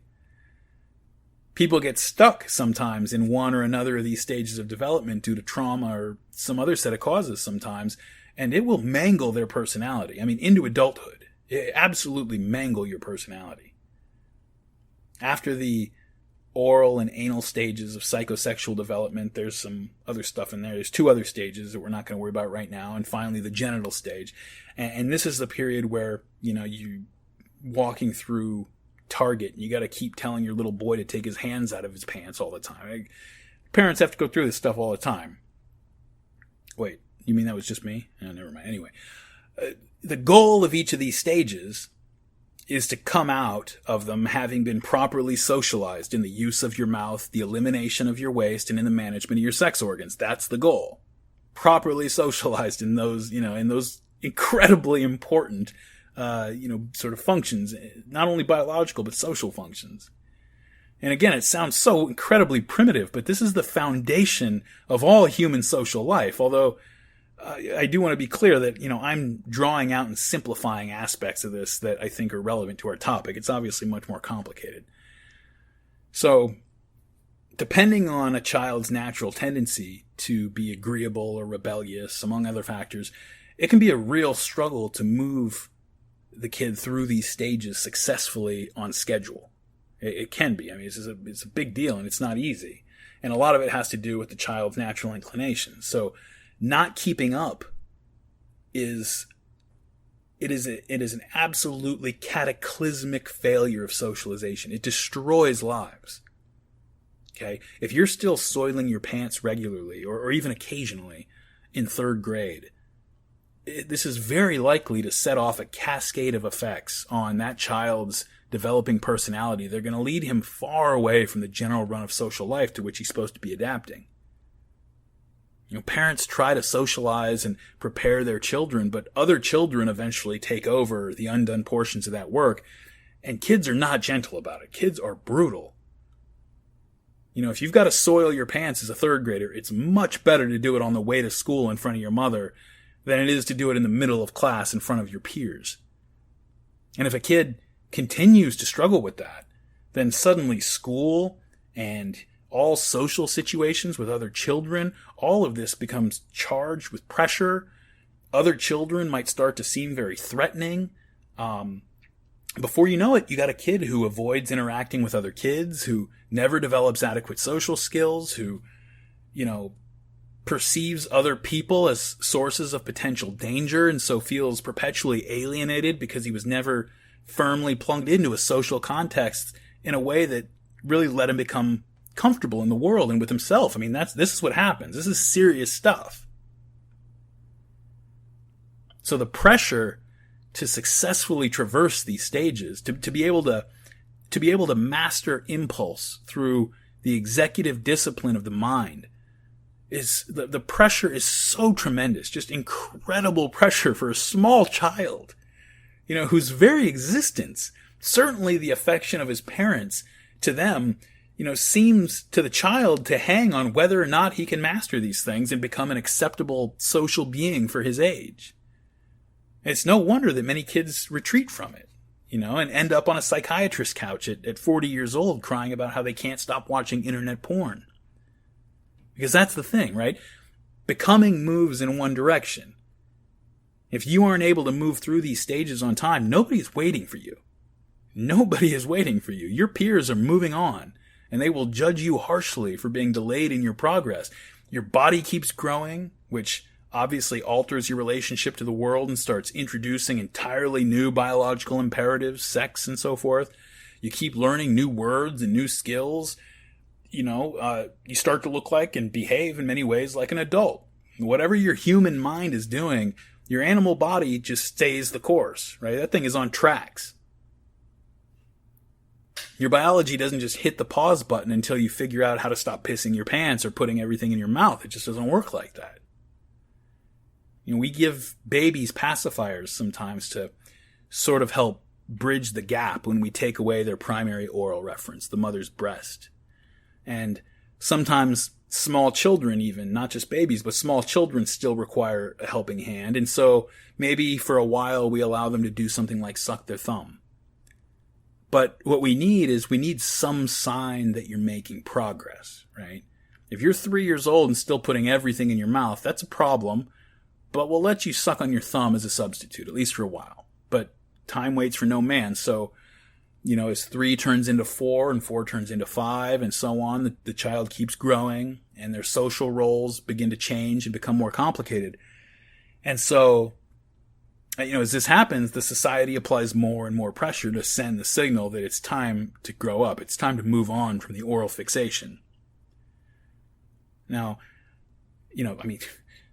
it's amazing to me sometimes that anybody grows up and isn't completely insane. But this process isn't helped by the fact that most parents are completely clueless about any of this, except on a very dull, sort of basic level. I think in a lot of ways, culture, it destroys the natural wisdom of parents in a lot of ways. But many exasperated parents who don't know what else to do just end up using threats or physical punishment to force the child to repress these impulses of a given stage. Because, we're talking about small children, so we don't like hearing words like threat or physical punishment in the same sentence with them. But on the other hand, you have to understand what a parent is facing. A parent knows full well what happens to children in public schools who still suck their thumbs or piss their pants or get caught fondling themselves in class. It destroys lives. It causes suicides. It creates adults who are never able to properly relate to their social world. And so you see this possibility for your child as a parent, and you don't know what to do, and nobody you know knows what to do, and anything you have to do to force the child to stop that behavior seems better than allowing it to continue, right? Sometimes you'll hear about parents with children who won't stop sucking their thumbs, who put hot sauce on the thumb or something to, condition the child like Pavlov's dog. And that's barbaric, but, it's barbaric from one standpoint, but most parents, they don't have the resources or the knowledge to deal with this kind of thing much better than the children do. And this is, sometimes I think that the reason a lot of us don't remember our early childhood is not because we don't actually remember it, it's just because it was so goddamn stressful that we don't want to remember it. This is stress that a child does not need. And it certainly does not have the emotional resources or maturity to deal with, but they have no choice but to deal with it. And so, you're forced into this situation by the collision of their biology with a complicated social world, the child faces the choice of either finding socially acceptable substitutes wherever it can. Freud, for example, thought that overeating and smoking and constant gum chewing were examples of adults who still had too much energy tied up in the oral stage, for example. I have some problems with that part of it, but anyway. Or if you can't identify and employ substitute satisfactions, you just have to repress whatever's left over. Just repress it. Just push it down. Just get it out of here. But that, again, does not come without a cost, and it's a significant one. Not least because, as we mentioned, whatever we repress becomes a center of fascination, right? As our psyche sort of seeks ways to work it out and give expression to it. Now, aggression is often thought, kind of coming full circle now, aggression is often thought by many people to only be a secondary emotional response to frustration or fear, experiences like that. And there's a case to be made for that perspective, but I don't think that way. I think we come out of the womb built for war. Like Huitzilopochtli, the Aztec god of war, who was born fully armed and arrayed for battle. I think that's human beings. You might have heard before that babies seem to have some natural sense of what to do when they're dropped in water, right? They know to close their eyes and hold their breath, for example. They also sort of move their arms and legs in a manner that looks like it's trying to stay afloat, but apparently that's not what that is. That's what I've heard. So the whole thing doesn't work very well, obviously, and they don't last very long. So don't go run an experiment with your baby in the ocean and tell the cops that Martyr Maid said it was cool. It's not cool. But the point is that the reflex exists and it seems to emerge very early, okay? So similarly, if an insect or a spider crawls across an infant's face, the infant often seems to know to attack it, which at first just means to bite it if it can. And we might think, well, infants will bite anything, so who knows what they're doing, and fine. But nursing mothers often find out that their babies will refuse the breast when they're not hungry by biting the nipple. And some really strong-willed, precocious little bastards will actually let the mother know when they're ready to be weaned altogether, because they'll just start biting the breast all the time and refusing to take it. And I mention this to emphasize that aggression, like all of a child's libidinal energies follows the path of psychosexual development that we were just talking about, collecting around and seeking satisfaction through whatever the dominant stage is at the time. And that means that the first experiences and expressions of aggression in all human beings is oral aggression, aggression with the mouth. And people who engage in cannibalism are engaging in oral aggression. Societies that do it are institutionalizing oral aggression. Ritualization is the first step toward achieving control over any given behavior, and the rituals of people with obsessive compulsive disorder, for example, are all about establishing control. The Austronesian societies that I mentioned earlier, the island societies, they all grew up out of an identical cultural base, but they can be ranked by their level of relative social complexity and political development. We mentioned earlier, among those, among the peoples that practice or refer to ritual cannibalism, the rule is that the more primitive societies eat with minimal hesitation and less ritual preparation. And as you move up the ladder of development and complexity, you start to see societies that engage in very limited and specific forms of cannibalism. For example, eating only certain ritually significant parts, or restricting the practice to a special cannibal society, and the rest of the society just sort of vicariously shares in the experience. When those head-hunting Hibaro warriors shout, "I will eat you," at their enemies, but don't eat them, but only take their heads as trophies, we're observing a substitute practice, serving as a bridge, just like the thumb-sucking or the pacifier, for a society that's moving beyond the oral stage as its primary mode of experiencing and enacting aggression. There are a few tribes that practice both headhunting and cannibalism, but they are the exception. The overwhelming majority practice one or the other, and the ones that do both, they very clearly link them together. Sagan informs us, quote, "If we think about the occasions for headhunting, they appear to be identical to those for cannibalism: war, revenge, sadism, and proof of masculinity. The ritual of taboo and ceremony that surrounds headhunting activity is almost indistinguishable from that which is intimately associated with cannibalism." End quote. Just below the surface of the phenomenon, you get down beneath the disguise, and the cannibal and the headhunter seem to be doing something like the same thing. Quoting again from the earlier source about the Hibaro, quote, "It is a rule that when a victory has been attained over a foreign tribe, the heads of the slain enemies are taken. Most Hibaro warriors would consider any victory over such an enemy incomplete, and the whole war expedition more or less a failure, unless they returned with one or several head trophies. It, of course, not seldom happens that the Hibaro is able to kill an enemy but not take his head, because his comrades were not able to secure the body. In such a case, there cannot be a victory feast." End quote. In most primitive societies, male social status is determined by your ability to bring back food and share it with one's allies and family members, and by your ability as a warrior. So obviously those two things are related.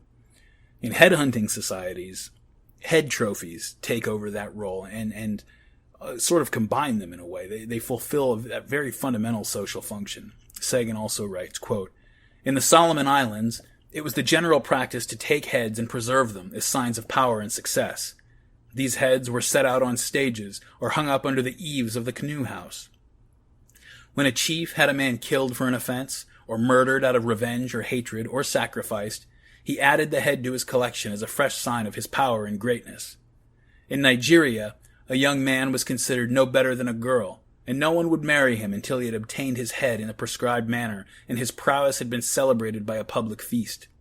After the feast, he was considered a man and a warrior." End quote. Real quick, another sidebar here. Just on behalf of all men, here's a public service announcement to all the women out there who are like, "Oh my God, why are men so violent and crazy?" I don't know, ladies. Maybe because for a huge chunk of our history, none of you would marry any of us until we brought back a headhunting trophy or a cannibal feast. Could that have anything to do with it? Maybe. Okay? Things have changed pretty quickly in the world, right? Give us a little bit of time to get our bearings. For most of our history, you've had us running around cutting off heads and eating human flesh, okay? Give us a little bit of time. We'll come around, but give us a break. Anyway, so I think I mentioned this. In societies where we do find both headhunting and cannibalism, you can almost see the baton being passed from one to the other, from cannibalism to headhunting. That headhunting is taking over for cannibalism. C.K. Meek, in one of the volumes of his Tribal Studies of Northern Nigeria, he kind of writes about this, quote, "The slayer rode around on his horse, brandishing a knife in his right hand. One of the first duties of the head-getter on reaching home was to go to the house of the priest who had charge of the headhunting rites and receive a further dose of protective medicine consisting of 2 mouthfuls of palm and mahogany oil and a small piece of the flesh from the victim's skull. This rite of eating a small piece of flesh of the skull is of peculiar interest in proving one purpose, at least, of cannibalism had the religious object of destroying the dead enemy's soul." End quote. In a similar vein, Sagan reports, quote, "Among the Kagaro, the protective medicine included a few drops of blood from the captured head. The warrior spent the night in the priest's house covered with a cloth and fumigated by the smoke of branches of certain trees. This whole process was engaged in to ensure that the ghost of the slain victim would not pursue the head-taker." End quote. In several cases, Sagan writes, the priest ate part of the flesh to protect the head-getter, but the head-getter himself did not. This flesh-eating was part of the ritual that protected the slayer. The Chawai brought all captured heads to the chief priest. The heads were boiled, the priest ate a piece of the flesh, and the skulls were then deposited in the sacred hut. The head-getter was anointed with a filthy-smelling mixture that included the intestines of a porcupine, and he remained hidden during these purification rites. Afterward, he rejoined the tribe, was treated as a hero, and drank beer with the elders.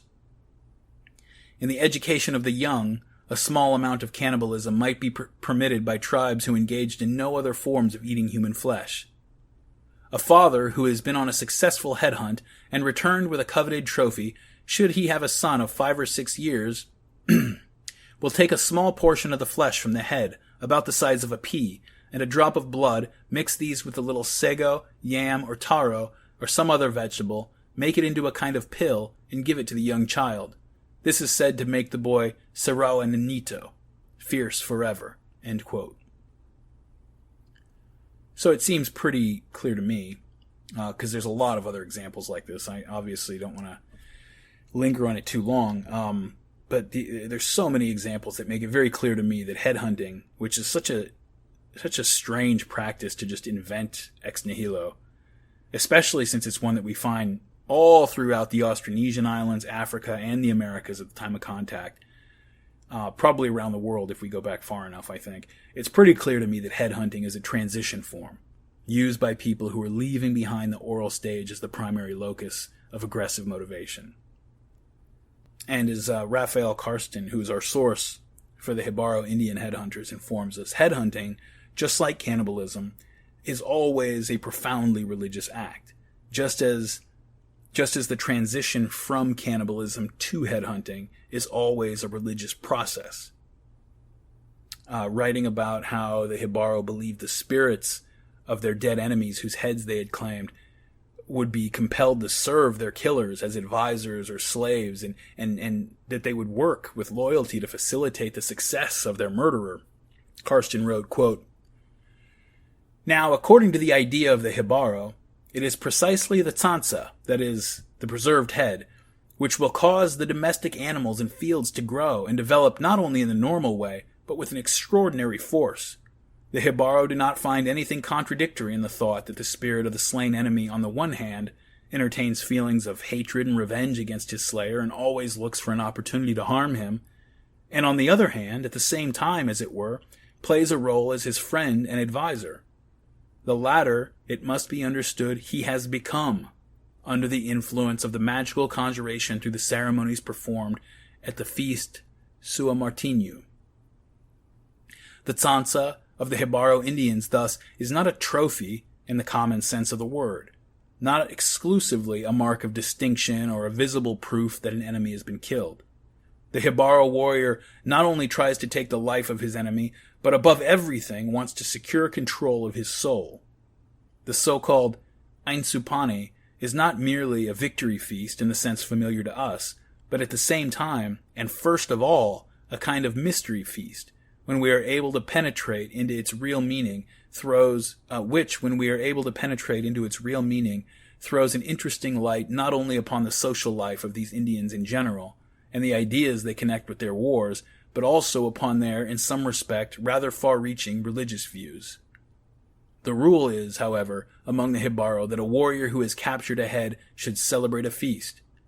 The head feast for the Hibaro opens the road to honor and fame, to material wealth, to new victories over enemies and a long life. It is the great mystery feast of the Hibaro Indians. As will presently be seen, it in part has a purely religious significance, inasmuch as the Hibaro, through the ceremonies thereby performed, believes he acquires the same benefits as most other savage peoples do try to acquire by cult actions of a different kind." End quote. Some tribes believe that their crops simply won't grow without the aid of taken heads. Many times, their headhunting expeditions are timed to coincide with planting or reaping. There's the example of the Bantock people of the Philippines who believe that every farm requires a new head for every planting season. This is around the world we find this kind of thing. And what's very interesting about it is that the benefits that are supposed to accrue from the taking of a head are pretty much down the line exactly the same as the benefits that cannibals expect to accrue from their activities. Now, to come back to Freud, in Freudian terms, this process that we're talking about here, this transition from cannibalism to headhunting, this process of employing a substitute to satisfy a more basic desire is called sublimation, and we all do it. And zombies are completely unsublimated human beings. They're human beings without symbolic consciousness, and when you strip that away, all that's left is their appetite. Headhunting is, to us, it's unimaginably barbaric, right? But somehow, even to us, it's somehow less barbaric than ritual cannibalism. And ritual cannibalism is somehow less barbaric than just chaotically attacking and tearing apart an enemy and eating his flesh without any rules or restrictions at all, like a zombie would do. Sublimation is a term that I think Freud borrowed from chemistry. It refers in chemistry to the process by which matter passes from solid to gas without passing through the intervening liquid phase. And it's a brilliant reappropriation of that term. He uses it to refer to the process by which a person satisfies an instinctual drive through symbolic means. Okay? He uses it to refer to the process by which a person can satisfy an instinctual drive through symbolic means. A tribe that collects and preserves heads for the same purposes previously satisfied by devouring the flesh of their enemies has sublimated the oral aggressive drive through a symbolic substitute.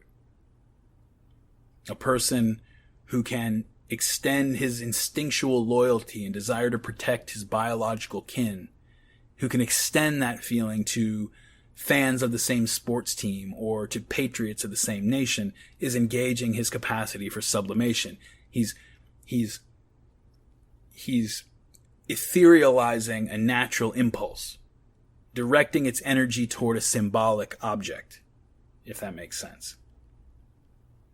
Sublimation always refers to a vertical substitution. Okay, it's not talking about the replacement of a sacrificial goat with a sacrificial sheep. That's no more psychologically significant than someone with an oral fixation switching from sucking on a pencil to sucking on a pen. Sublimation is taking place when we see the replacement of raw cannibalism for ritual cannibalism of ritually sacrificed victims, or replacing that with human sacrifice with only symbolic cannibalism, like when people make a sacrifice and then offer the human flesh to their gods as food, right? Or from there to the sacrifice of animals, just like in the Bible when God stopped Abraham from sacrificing his son Isaac and gave him a ram to sacrifice instead. And then replacing that maybe with just effigies made out of dough in the shape of the animals, as they did in ancient Greece, and as you'll even still today see in many Anglican churches to commemorate St. George's slaying of the dragon. A society that can satisfy its oral aggressive drive by eating a loaf of bread in the shape of a dragon on St. George's Day, that is a different kind of society than one that has to still satisfy it by eating the liver of its enemies. Okay, this is a process. And the question at every level, from the individual to the broader social context, is whether the mind can devise and the individual and the society can tolerate the replacement of a more direct, literal expression of an act with a symbolic, etherealized version. It's through the long and painful history of this process that human beings who once sacrificed and cannibalized other people were able to leave that behind by sacrificing and pretending to consume the body and blood of Jesus Christ every Sunday in the Christian Mass. One of the most useful examples and extensive examples that we have of this process comes from the Kwakiutl tribes of the bountiful northwestern United States and Canada. When the Kwakiutl were discovered by Europeans, excuse me, I've been talking too long. When the Europeans discovered the Kwakiutl had already developed a form of ritual cannibalism that was restricted to a special society of sort of almost pseudo-holy men called Hamatsa. The whole Kwakiutl society, all their tribes were divided up into these special societies like this, and they all had a special role in the ceremonial calendar. And the cannibal society, the Hamatsa, were among the most prestigious of all the societies. The Hamatsa would go out of their way to sort of put on a performance of being overcome with a ravenous desire for human flesh when the time of their festivals in the winter came. Or it might not have been a performance. I don't know. It's hard to say with things like this. It might have been an identity that they took on, and that once they took it on, shaped that person, in a profound way once they were inducted into the cannibal society. Who knows? But anyway, a candidate for the cannibal society would be kept apart from everyone else for a period of months. And then at the appropriate time, he would start to poke around at the outskirts of his village, whistling and shouting, "Hap, hap, hap! Eating, eating, eating." That's what hap means. Eating, eating, eating. And when the villagers would hear this, a certain designated female relative would come out to get him and bring him into the village for something to eat. And once he was in there, the cannibal would just rush around, whooping and shouting and screaming like a wild animal, biting pieces of flesh out of the arms and chests of the villagers. Members of the tribe who had died during his months-long separation, they tried to preserve the corpses, and they would use those to provide him with food, and he could also just have slaves slaughtered on demand whenever he was hungry. So a great deal of deference was given to this chaotic creature, right? The anthropologist Franz Boas reported of one such instance. He said, quote, "A female slave was asked to dance for the Hamatsa. Before she began dancing, she said, 'Do not get hungry, do not eat me.' She had hardly said so when her master, who was standing behind her, split her skull with an axe. She was eaten by the Hamatsa." End quote. Now, what's interesting about this particular form, that is, of taking the activity of cannibalism and sort of splitting it off to one special designated group, is how the rest of the tribe related to the cannibals. You would think that they would hate these people. You would think that they would despise this bunch of nut jobs running around taking bites out of random people, but it was not that simple. For one thing, they found a way for just about everybody in the society to participate in the cannibal rite one way or another, either in the killing, the preparation of the body, in the ceremony of the meal itself, something. Everybody had a role. Members of the Bear Dancer Society, for example, after other people had cut up the body of a slave to be eaten, they would have the privilege of picking up the flesh with their bare hands and bringing it to the Hamatsa. And as they would hand it to him to be eaten, they would growl like hungry bears. Another society within the Kwakiutl tribes had the job of keeping the cannibal calm and relaxed and soothed. And then another society had the task of taunting him with food and riling him up and making him as crazy as possible.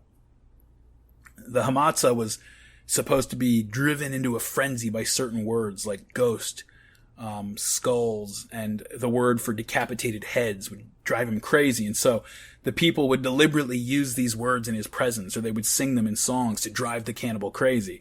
And if they were successful in drawing out the beast, people would run for the exits if they were inside, and whoever got out there and was able to would try to shut and hold the doors closed so that whoever was trapped inside would have bites taken out of them by this frenzied cannibal, right? So this is like, it's very complicated. For all the chaos that the existence of these people seems to have brought into the social life of the Kwakiutl, these were highly revered and honored members of their societies.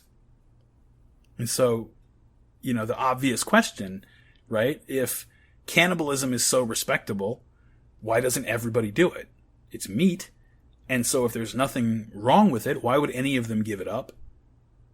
And the answer, again, is that it's a sacred act. It's a religious act. It's not just a mere mundane munching of calories.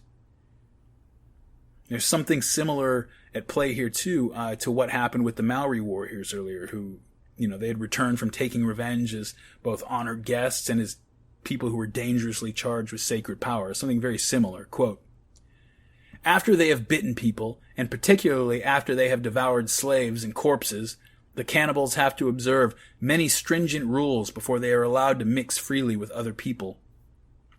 As soon as they have eaten a corpse, they swallow great quantities of salt water to make them vomit. The bones of the body, which they have devoured, are preserved for 4 months. The cannibals may not go out of the house by the ordinary door, but must always use the secret door in the rear of the house.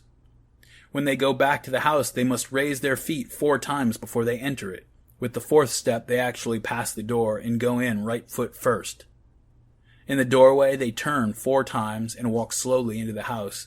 They are not allowed to look back.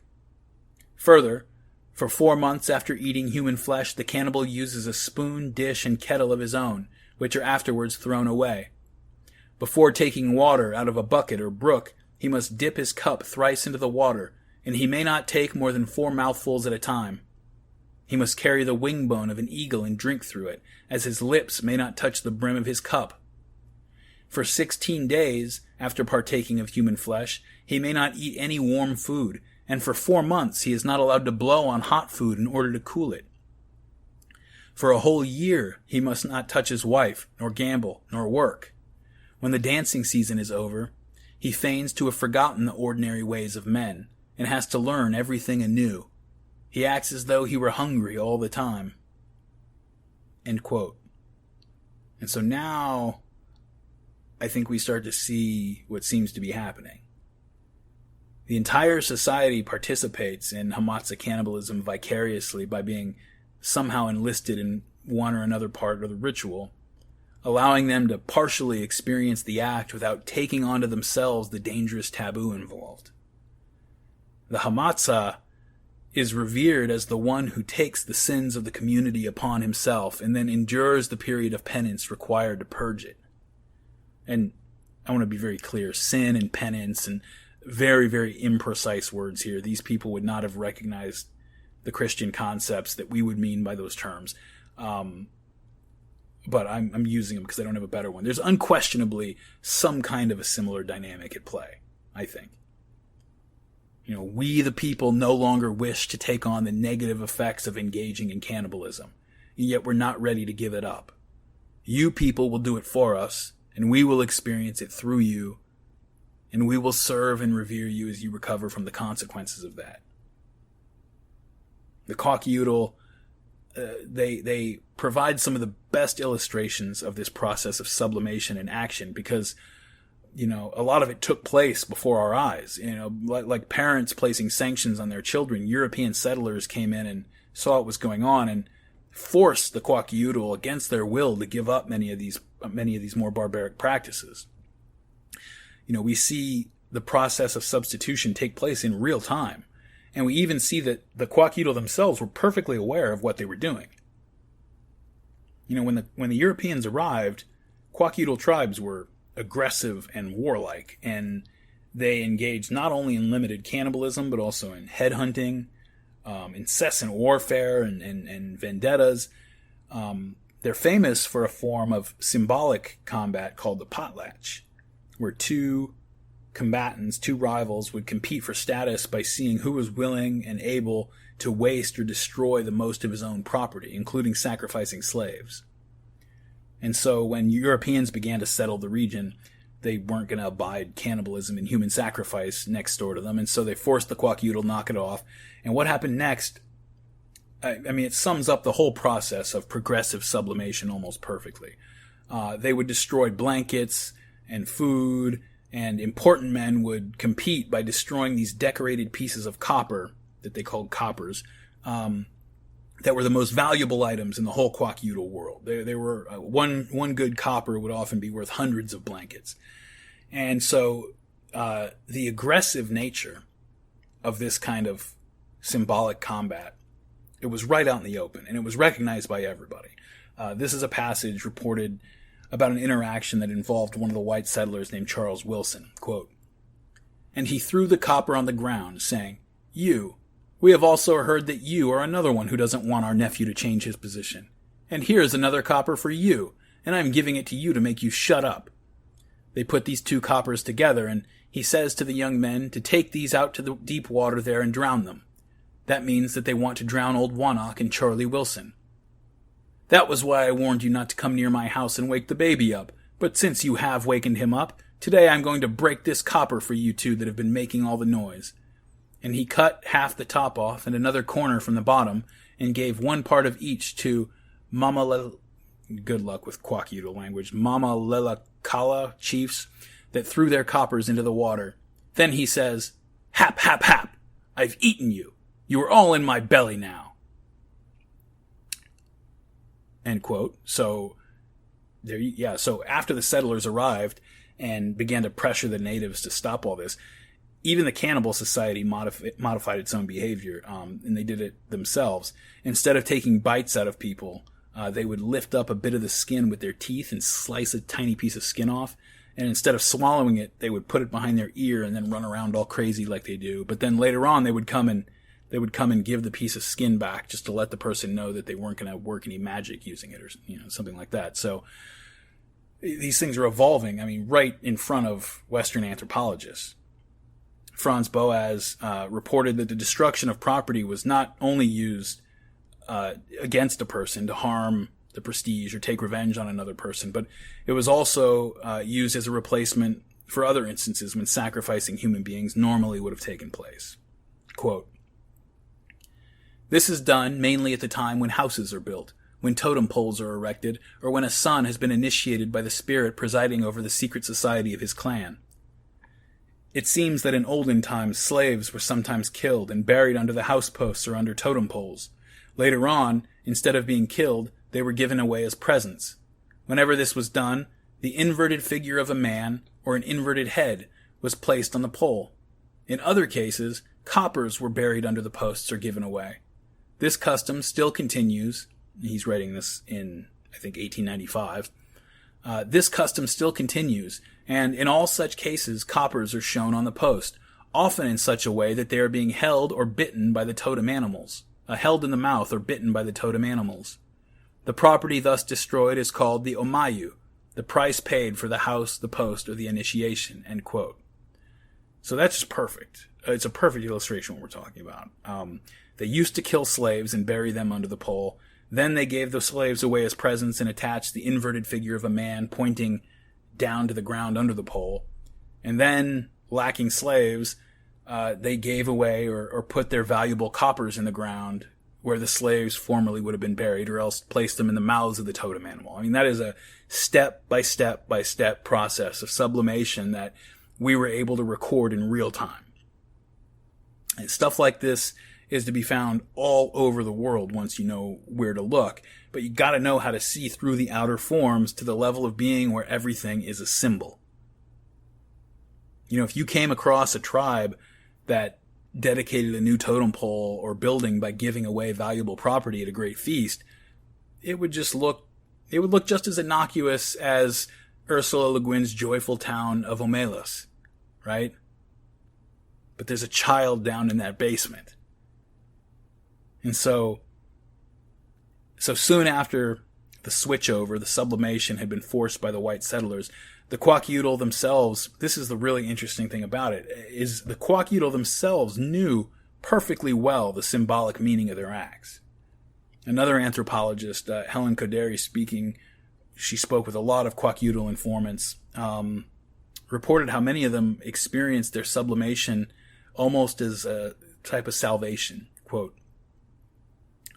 fighting with property instead of with weapons, wars of property instead of wars of blood, are Kwakiutl phrases expressing what has proved to be a fundamental historical change in Kwakiutl life occurring within the period known to history.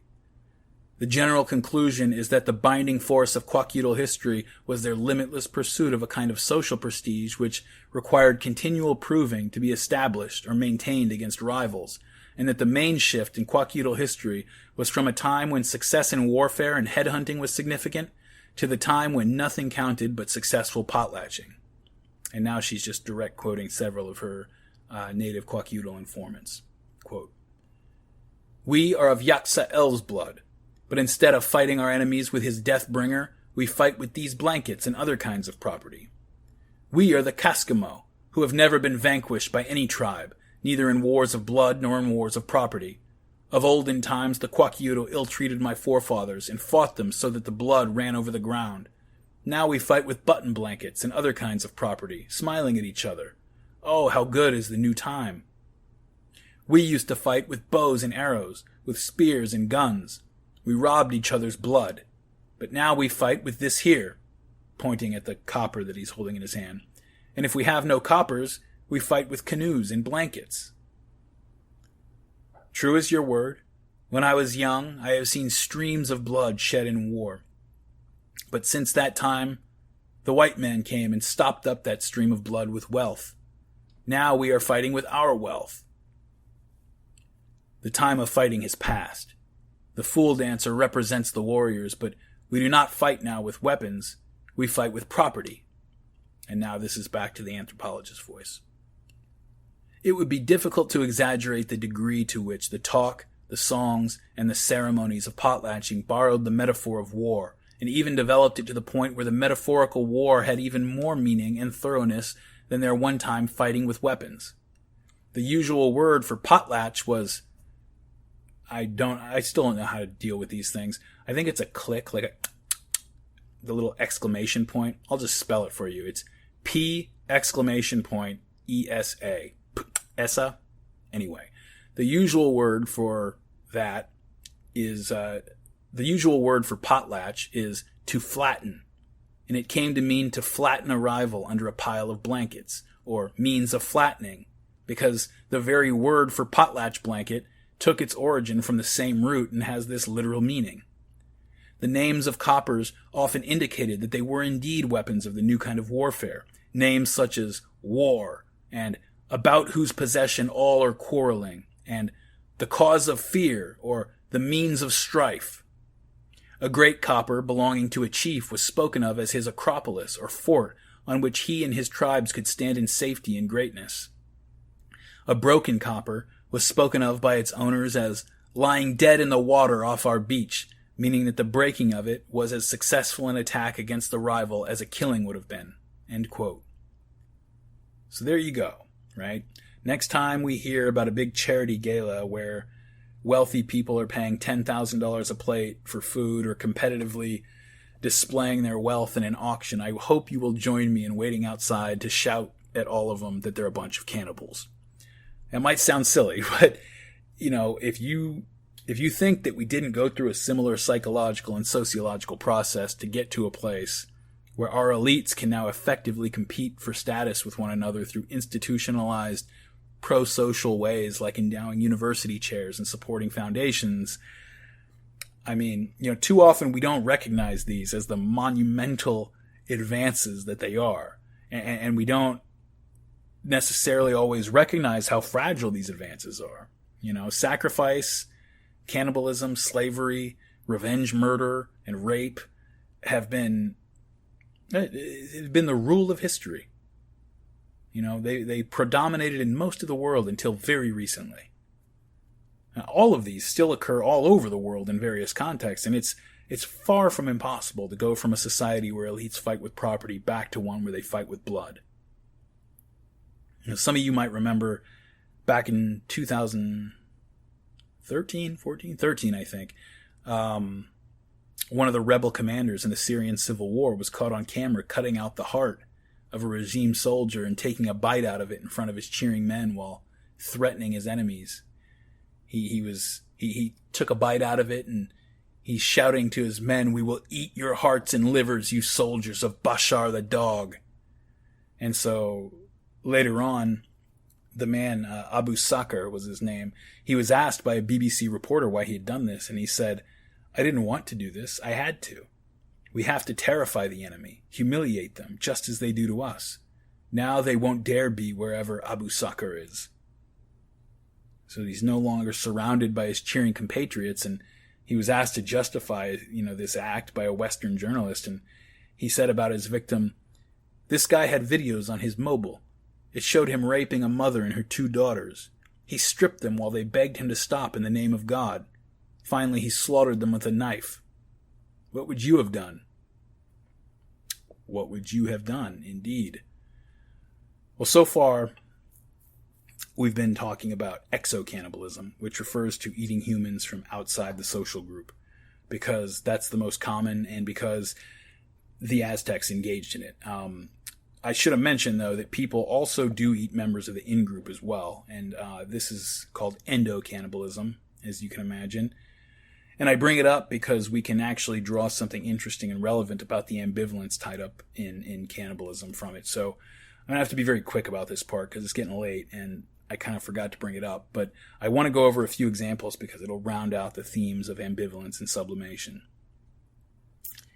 So typically, when people eat members of their own in-group, I love how this is what I'm talking about now. This just rolls off my tongue like it's no big deal. Typically, when people eat members of their own in-group, anyway, it occurs as part of funerary rituals, and the balance of ambivalent energies is tilted away from the aggressive impulses one feels for an enemy. Very occasionally, old people would be killed by tribes to avoid sending them into the afterlife, weakened by disease and other breakdown or whatever. Sometimes these people would be eaten, but typically group members were only eaten after they die for other reasons, in combat or natural causes or something. Overwhelmingly, endocannibalism is engaged in only by close family members of a dead relative. John Roscoe, a British observer, writing in 1924 about the tribes of British Uganda, is just a strikingly detailed example of this kind of cannibalism. Quote, "There can be little doubt that the custom of disposing of the dead by eating the bodies during the days of mourning was common to all Bagesu clans. For various reasons, the custom was kept secret, and even members of the tribe were not permitted to look on during the ceremony, which was performed at night. Yet the custom was known to all, and each family was aware of what was going on, though they never sought to watch their neighbors' doings. When a man died, the body was kept in the house until evening, when the relatives who had been summoned gathered for the mourning. In some exceptional instances, it took 1 or 2 days to bring the relatives together, but as a rule, all was ready by the evening of the day of death, and at sunset the body was carried to the nearest waste ground and deposited there. At the same time, men of the clan hid themselves in different places round about, and as darkness deepened, they blew upon gourd horns, making a noise like the cry of jackals. The villagers said that the jackals were coming to eat the dead, and young people were warned not to go outside. When darkness had set in, and it was felt to be safe to work without intrusion from inquisitive onlookers, a number of elderly women relatives of the dead man went to the place where the body lay and cut it up, carrying back the pieces they wanted to the house of mourning and leaving the remains to be devoured by wild animals. For the next 3 or sometimes 4 days, the relatives mourned in the house in which the death had taken place, where they cooked and ate the flesh of the dead, destroying the bones by fire and leaving nothing." End quote. Writing about the indigenous Turrbal tribes of southeastern Australia, Sagan talks about how occasionally an adult male would be killed during the ritual combat of their initiation ceremonies. And he says, quote, "In such cases, his body was eaten by those members of his tribe who were present. A great medicine man singed the body all over with a fire stick, which caused the skin to turn copper-colored. The body was then laid face downward and opened down the neck with a stone knife, turned over and slit down the front, and finally skinned. All the entrails, including the heart and lungs, were burned, and blackened sticks tied with grass were laid over the burial place. The medicine man cut off pieces of the flesh and threw it to the several groups sitting around who cooked and ate it. The medicine men rubbed the fat all over their own bodies. When asked why they did all this, the people of the tribe, and remember, these are the dead boy's father, uncles, and cousins, they replied that they knew him and were fond of him, and they now knew where he was, and his flesh would not stink. His mother carried the skin and bones for months with her, and when one tribal group met another, the old woman would lift the opossum rug off the skin, which was placed in a hut." End quote. Generally speaking, the reasons given for why tribes ate their dead kinsmen had something to do with, some magical benefit they were supposed to get out of it. This applies to aggressive enemy cannibalism and, let's say, affectionate endocannibalism. In another Australian example, a boy that was killed in a ceremonial fight like the one above would be skinned by his father or uncle, and the fat around the kidneys would be rubbed on the tribe's spears, and the kidneys themselves of this boy would be impaled on two of the spears, and this was supposed to make the weapons more accurate and deadly. And then the flesh would be eaten by the men of the tribe because they thought that the virtues and strength of the dead boy would pass into those who had consumed him. And so as this kind of affectionate endocannibalism is sublimated, its nature as a therapeutic means of externalizing the grieving process becomes much clearer. Very often nothing is eaten that could credibly be, it's not intended to satisfy the appetite, but only a certain part might be eaten or just a little bit nibbled on. Very often when the goal was to absorb a warrior's strength, other warriors would often cook and eat the penis. That's very common. Other times, the powdered remains of a burnt corpse might be mixed into a drink and passed around. A.W. Howitt, whose book on the tribes of Southeast Australia I'm drawing on here, he wrote that, quote, "The Aborigines said that the body was eaten, with no desire to gratify or appease the appetite, but only as a symbol of respect and regret to the dead," end quote. This is also clear in the practice of a tribe called the Tangara there in the same region, who would carry the remains of dead relatives around with them in a bag, and any time that they felt overcome with sorrow or grief, they would reach into the bag and cut off a piece of the flesh and eat it. And Howitt says, he reports that it actually did seem to do what it was supposed to do. It had a therapeutic effect, at least apparently. Another Tangara practice really brings this out into the light. When a killer slew a warrior of another tribe, he would sometimes keep some of the fat, some of the body fat. And when he was inevitably accused by the dead man's relatives, he could present them with some of their dead relatives' body fat. And apparently this was very often, usually, an acceptable compensation. And how it says that the relatives reported that they would no longer be afflicted with sadness and weeping since they had gotten back some of the body fat. Stuff's very complicated, right? Because the thing that what I want to emphasize here is that both affectionate and aggressive cannibalism contain elements of the other. Okay? Aztec victims who were slated for sacrifice and cannibalism were often cared for like family by their captors before they met the obsidian knife on the sacrificial stone. All throughout North America, you find captives who are marked for the most grisly torture death you can imagine. In the meantime, before that happens, being given the name of a dead man who had been killed by the captive's own tribe. They would give him the dead man's name, and very often he would even take over the duties of husband and father for the dead man's family. there's a lot of ambivalence going on here. Usually the captive was eventually tortured and killed, but then the wife would mourn him as her husband. And this would provide her with, her and the tribe a means to grieve as well as to take revenge in one act. And sometimes the captive was never killed, and he would just simply remain in the role of the man that he replaced as a member of the new tribe. And this is what I mean by ambivalent emotions. I mean, all wrapped up in one thing. You've got hatred and love and affection and aggression and revenge and just, there are so many complicated and contradictory feelings crying out for satisfaction.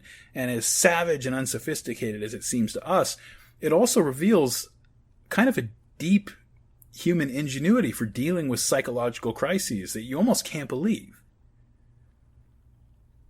Cannibalism against enemies excites unbidden compassion, because despite being hated, the victim is nevertheless recognized and identified with as a human being. Aggressive cannibals take joy in the aggression, and the compassion that sort of wells up from that identification tends to get in the way. And so the ritual efforts work to downplay or purge or repress the familiarity of the meal. Funerary cannibalism of one's own relatives is the opposite. This is an act of affection, as one seeks to incorporate the positive attributes of the dead into oneself in order to keep something of the other person around after they're gone. And yet it takes aggression to bite into the flesh of one's father, to chew it up and choke it down, and then to squat the next day knowing what or who is being pushed out the other end of you. And worse, this is what makes it incredibly ambivalent, is that the aggressive aspect of that act syncs up very nicely with the anger felt at the dead person for having abandoned their family. Which again, that's something that sounds, who feels anger over that? But the truth is, most people on some level. This is something that's been very well documented in the psychological literature by now, that people consistently experience feelings of betrayal and abandonment and anger at loved ones who die. We don't mean to, of course, but it happens all the time. And it's not surprising when you look at how small children react when they think that they've been abandoned. They don't react with passive sadness, sort of accepting their situation as it is. They explode in rage. And they only stop exploding when the person that they're missing reappears. So we grow into adults, and we no longer pitch fits of rage at loved ones for dying, but just because we learn to manage our reaction doesn't mean that the impulse dies. Now, just as with the aggressive cannibalism engaged in against enemies, affectionate cannibalism of relatives eventually gives way to sublimated forms if the people can manage it. One way that some tribes would do this was to associate some animal with the dead man in one way or another, and then slaughter and eat the animal instead. Roscoe, our source for the Bagesu of British Uganda a moment ago, writes about this, quote, "When a man died, his widow or widows slept beside the body for 2 days before it was buried. They threw all kinds of grain upon the body in the grave, and also threw in the first earth. A cow or bull was killed, and the body was wrapped in the skin, while the meat was eaten by the mourners during the days of mourning. The grave was dug in the house where the man had died, and mourning went on for 5 days, the people wailing each morning at 4 o'clock. On the 3rd day, a second cow was killed and eaten by the mourners, and on the 5th day, they departed to their own homes." End quote. We hear about the Vate people in the New Hebrides, who were known for executing the elderly when they were, becoming infirm by burying them alive. And when they would do this, they would dig a hole and have the old person sit or lay down inside the hole with a pig tied to each arm. And then they would begin to fill the grave with dirt, and at a certain point they would cut the pigs loose and then slaughter them and serve them at the funeral feast. It's very easy to see, that very possibly, very likely used to be a cannibal feast, and that this is a substitute. You move even further up the golden ladder of sublimation, many tribes would preserve the bones of the corpse and wear them as jewelry. Instead of incorporating the dead into their own essence by eating him, or by pretending to eat him by proxy, Here, some people were able to achieve something like the same effect of maintaining the continued presence of the dead by carrying around his relics. And there's probably, there's something here in the manner of a child who refuses to let go of some object to which has become attached. I think there's a similar thing going on. There are many, many, many, many, many examples of this kind of thing, right on up to the modern world, in fact.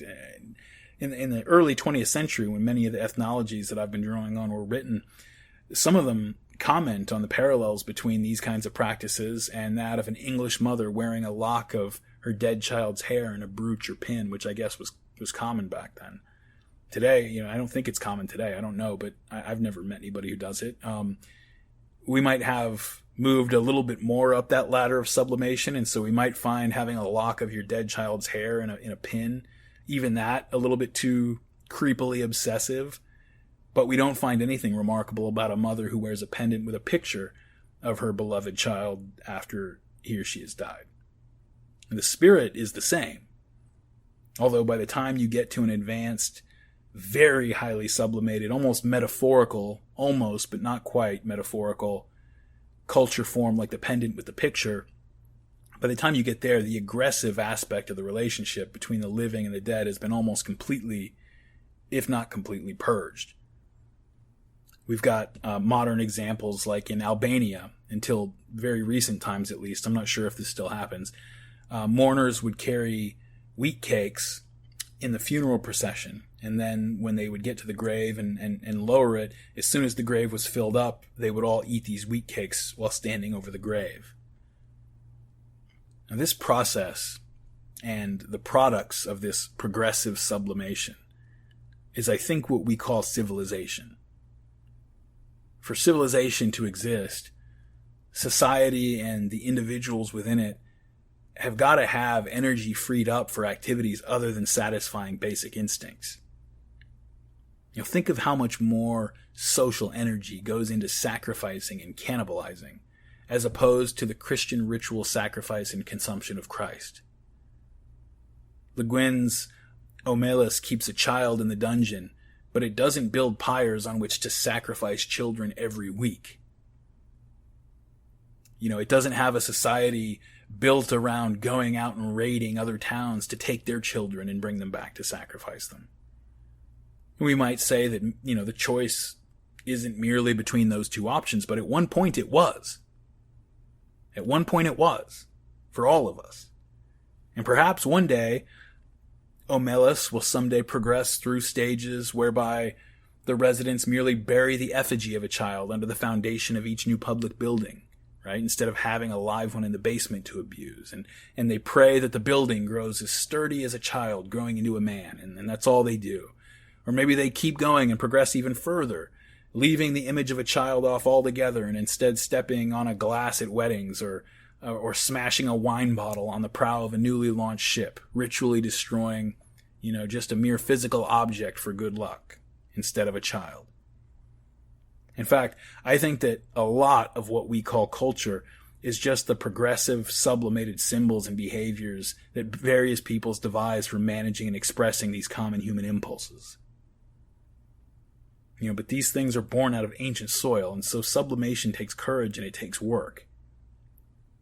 I mentioned earlier, and you'll have noticed throughout this episode, that the Aztecs were a far, far more advanced society than the other examples that I've brought to bear. These are not tribes running around Papua New Guinea. This demands an explanation, but, as with the rest of this episode, all I can offer is speculation, and it's speculation that is going to dovetail much more comfortably with the next episode on human sacrifice if I save most of it until then. And so that's what I'm going to do. In some ways, think about it like this.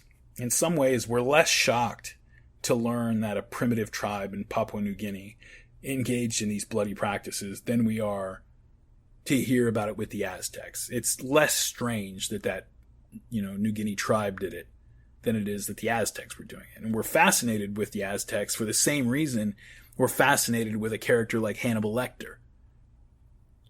Right? People so sophisticated and obviously able to construct and maintain a complex and orderly world for themselves, we think, should not be capable of engaging in those kind of practices. They don't seem to go together. It seems somehow paradoxical for good reason.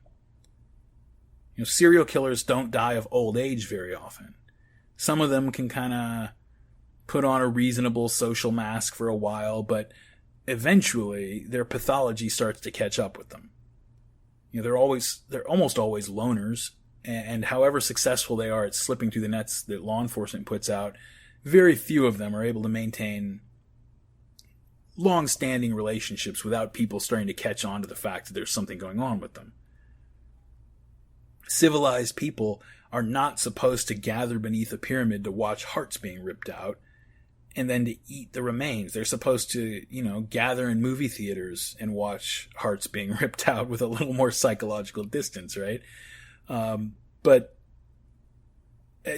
as with children working their way through the psychosexual stages, the question at all times is whether the subjects themselves feel comfortable and secure enough to leave behind a key support to their particular understanding of the world in favor of a substitute. Whether that substitute will work for them and whether they have confidence it'll work for them. Or, if it won't, whether or not they have a reason and the ability to simply repress it. Explanations for Aztec cannibalism, there are several, and again, they go much better with the episode on human sacrifice, so I'm going to save them until then. But explanations for cannibalism, like the hypothesis that Mesoamerica just didn't have much in the way of animal protein, lacking cattle and other stock animals, so they just had no choice but to eat people. That I just can't. That ignores everything else, literally everything else we know about cannibalism in other parts of the world, which is why I spent this entire episode talking about those other places and those other cultures. There's going to be a lot more Aztecs coming up in the next two. These people built an entire civilization and religion and everything around the ritual sacrifice and cannibalization of other human beings who were culturally very similar to themselves. Something like that, something so central to their cosmology and their social lives, is not merely a form of cattle ranching with which we're not familiar. Okay, it goes so much deeper than that. For all their savagery, I want to take it back to the, near the beginning and remember what kind of world we live in. The world of Job and Arjuna we described near the beginning. The Aztecs and any of these people that we've been speaking about, they don't have theoretical books on natural science because, like other peoples of similar social development, the Aztecs still perceived and understood the world in terms of agency, action, narrative, mythology, things like that. That's how they understood the functions of the world. They encoded their understanding of the cosmos not in books to put on a library shelf. They encoded their cosmology in their entire cultural system. All of us have to figure out how to navigate a world which constantly thwarts our attempts to assign stable meanings to it, because our minds are meaning-making machines. It's just, this is our glory and our curse. It's what we do. The world constantly dodges and thwarts our attempts to assign meaning, but assign meaning we shall, over and over and over and over. It's supposed to mean something that I love my family, but eventually they will all die, and so will I, and so will the children and grandchildren that I teach to value the same things. My attempts to bolster meaning by writing it in books and encoding it in stone and painting it on canvas, all of that's going to fade and rot away. Even if we build an entire civilization to keep our unique story of the universe going, that civilization will fall. And the Aztecs were extraordinarily aware of this. This is going to be a big theme in the next episode. The Aztecs knew this as well as anybody. They inhabited a landscape and a culture realm where the land was littered with the ruins of cities greater than anything that they'd built themselves by people of whom they had no memory because they were wiped out before anybody could even remember what was going on. The people who built Teotihuacan are gone. They got wiped out. What do you think's going to happen to us? That is a primary theme in all Aztec life. The languages in which we record our myths are going to be forgotten as Mesoamerican Nahuatl has been mostly forgotten and probably will be completely someday. And now, thanks to modern science, we understand, say, the pre-Christian Germanic tribes and many others, that no matter what we do, it all comes apart in the end. Eventually the sun blows up. Eventually the universe dies in heat death. Yet we have to live in this universe, and the reflex of consciousness compels us to seek meaning in it. Who knows why life split off from the blind momentum of dead matter and charted its own course? All we know is that once it did so, it immediately started cannibalizing itself and using the life energy of whatever one part could get a hold of to bolster its weapons and defenses against the other parts. Of course, as we reflected, life is not a completely closed system, right? The energy that supports it pours in from the sun, through the unconscious portal of vegetation, seed-bearing plants and trees on the land that bear fruit with seed in it according to their kind, as the Bible says. And the one other means by which energy enters the system is from the planet itself, from the earth, through the lichens and chemotrophs that suck up mineral nutrients from the ocean floor vents and other openings in the earth, right? And then convert that into biomass. And that's it. Those are the ways in. Other than that, it's a closed loop. It's just life eating life eating life. At the top of the Templo Mayor, the great pyramid in the center of the Aztec capital, the top of it were two temples, one each to the sun god and the rain god. The sun impregnates the earth with its rays, and the god Tlaloc released the rain, which was equated on a 1-to-1 basis in Aztec cosmology with blood. The blood of the gods who had sacrificed themselves at the beginning of time to create life on earth. And the goddess, the earth goddess, was pictured as a decapitated corpse in her most famous Aztec representation, with 2 spurts of blood spraying out from her neck. That was how they pictured the earth goddess. And you wonder what the consequences are to believing that rather than a Big Bang or a spoken sentence of let there be light, the founding event of the cosmos was an act of murder. You wonder what type of society might grow out of such an idea. Perhaps a society in which the people believed that they had a debt, a blood debt to the universe itself. Sun rays and blood rain provided the energy of life, but once you're inside those gates, again, in the kingdom of biology, it is nothing but one big competition to see whose blood is going to be repaid to keep the whole enterprise moving. Single-celled creatures become multicellular creatures become animals and flee the chaotic brutality of the ocean screaming onto dry land. Life hid from itself in progressively larger and more adaptable forms until finally the one creature destined to rule woke up to what was happening and wondered what it meant for him. This is the fall of man from the garden, and we have been trying to find ways to mitigate its consequences for us ever since. Many answers that we've come up with are they're understandable, but they're life-denying, they're world-denying, playing psychological tricks to pretend that it's not actually happening, as many Eastern philosophies do. The Abrahamic religions, they admit that it's happening, but they say, it doesn't really matter because the real show begins after we pass through this nightmare into the afterlife anyway.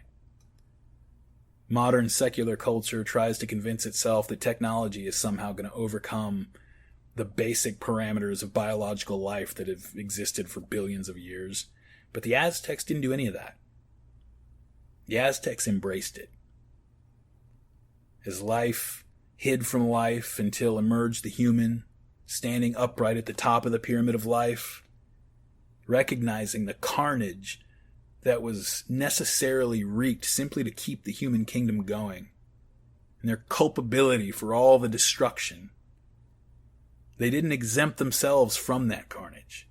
That wasn't the point of their society, to get themselves out of the big mass of life chewing on itself. They weren't trying to escape.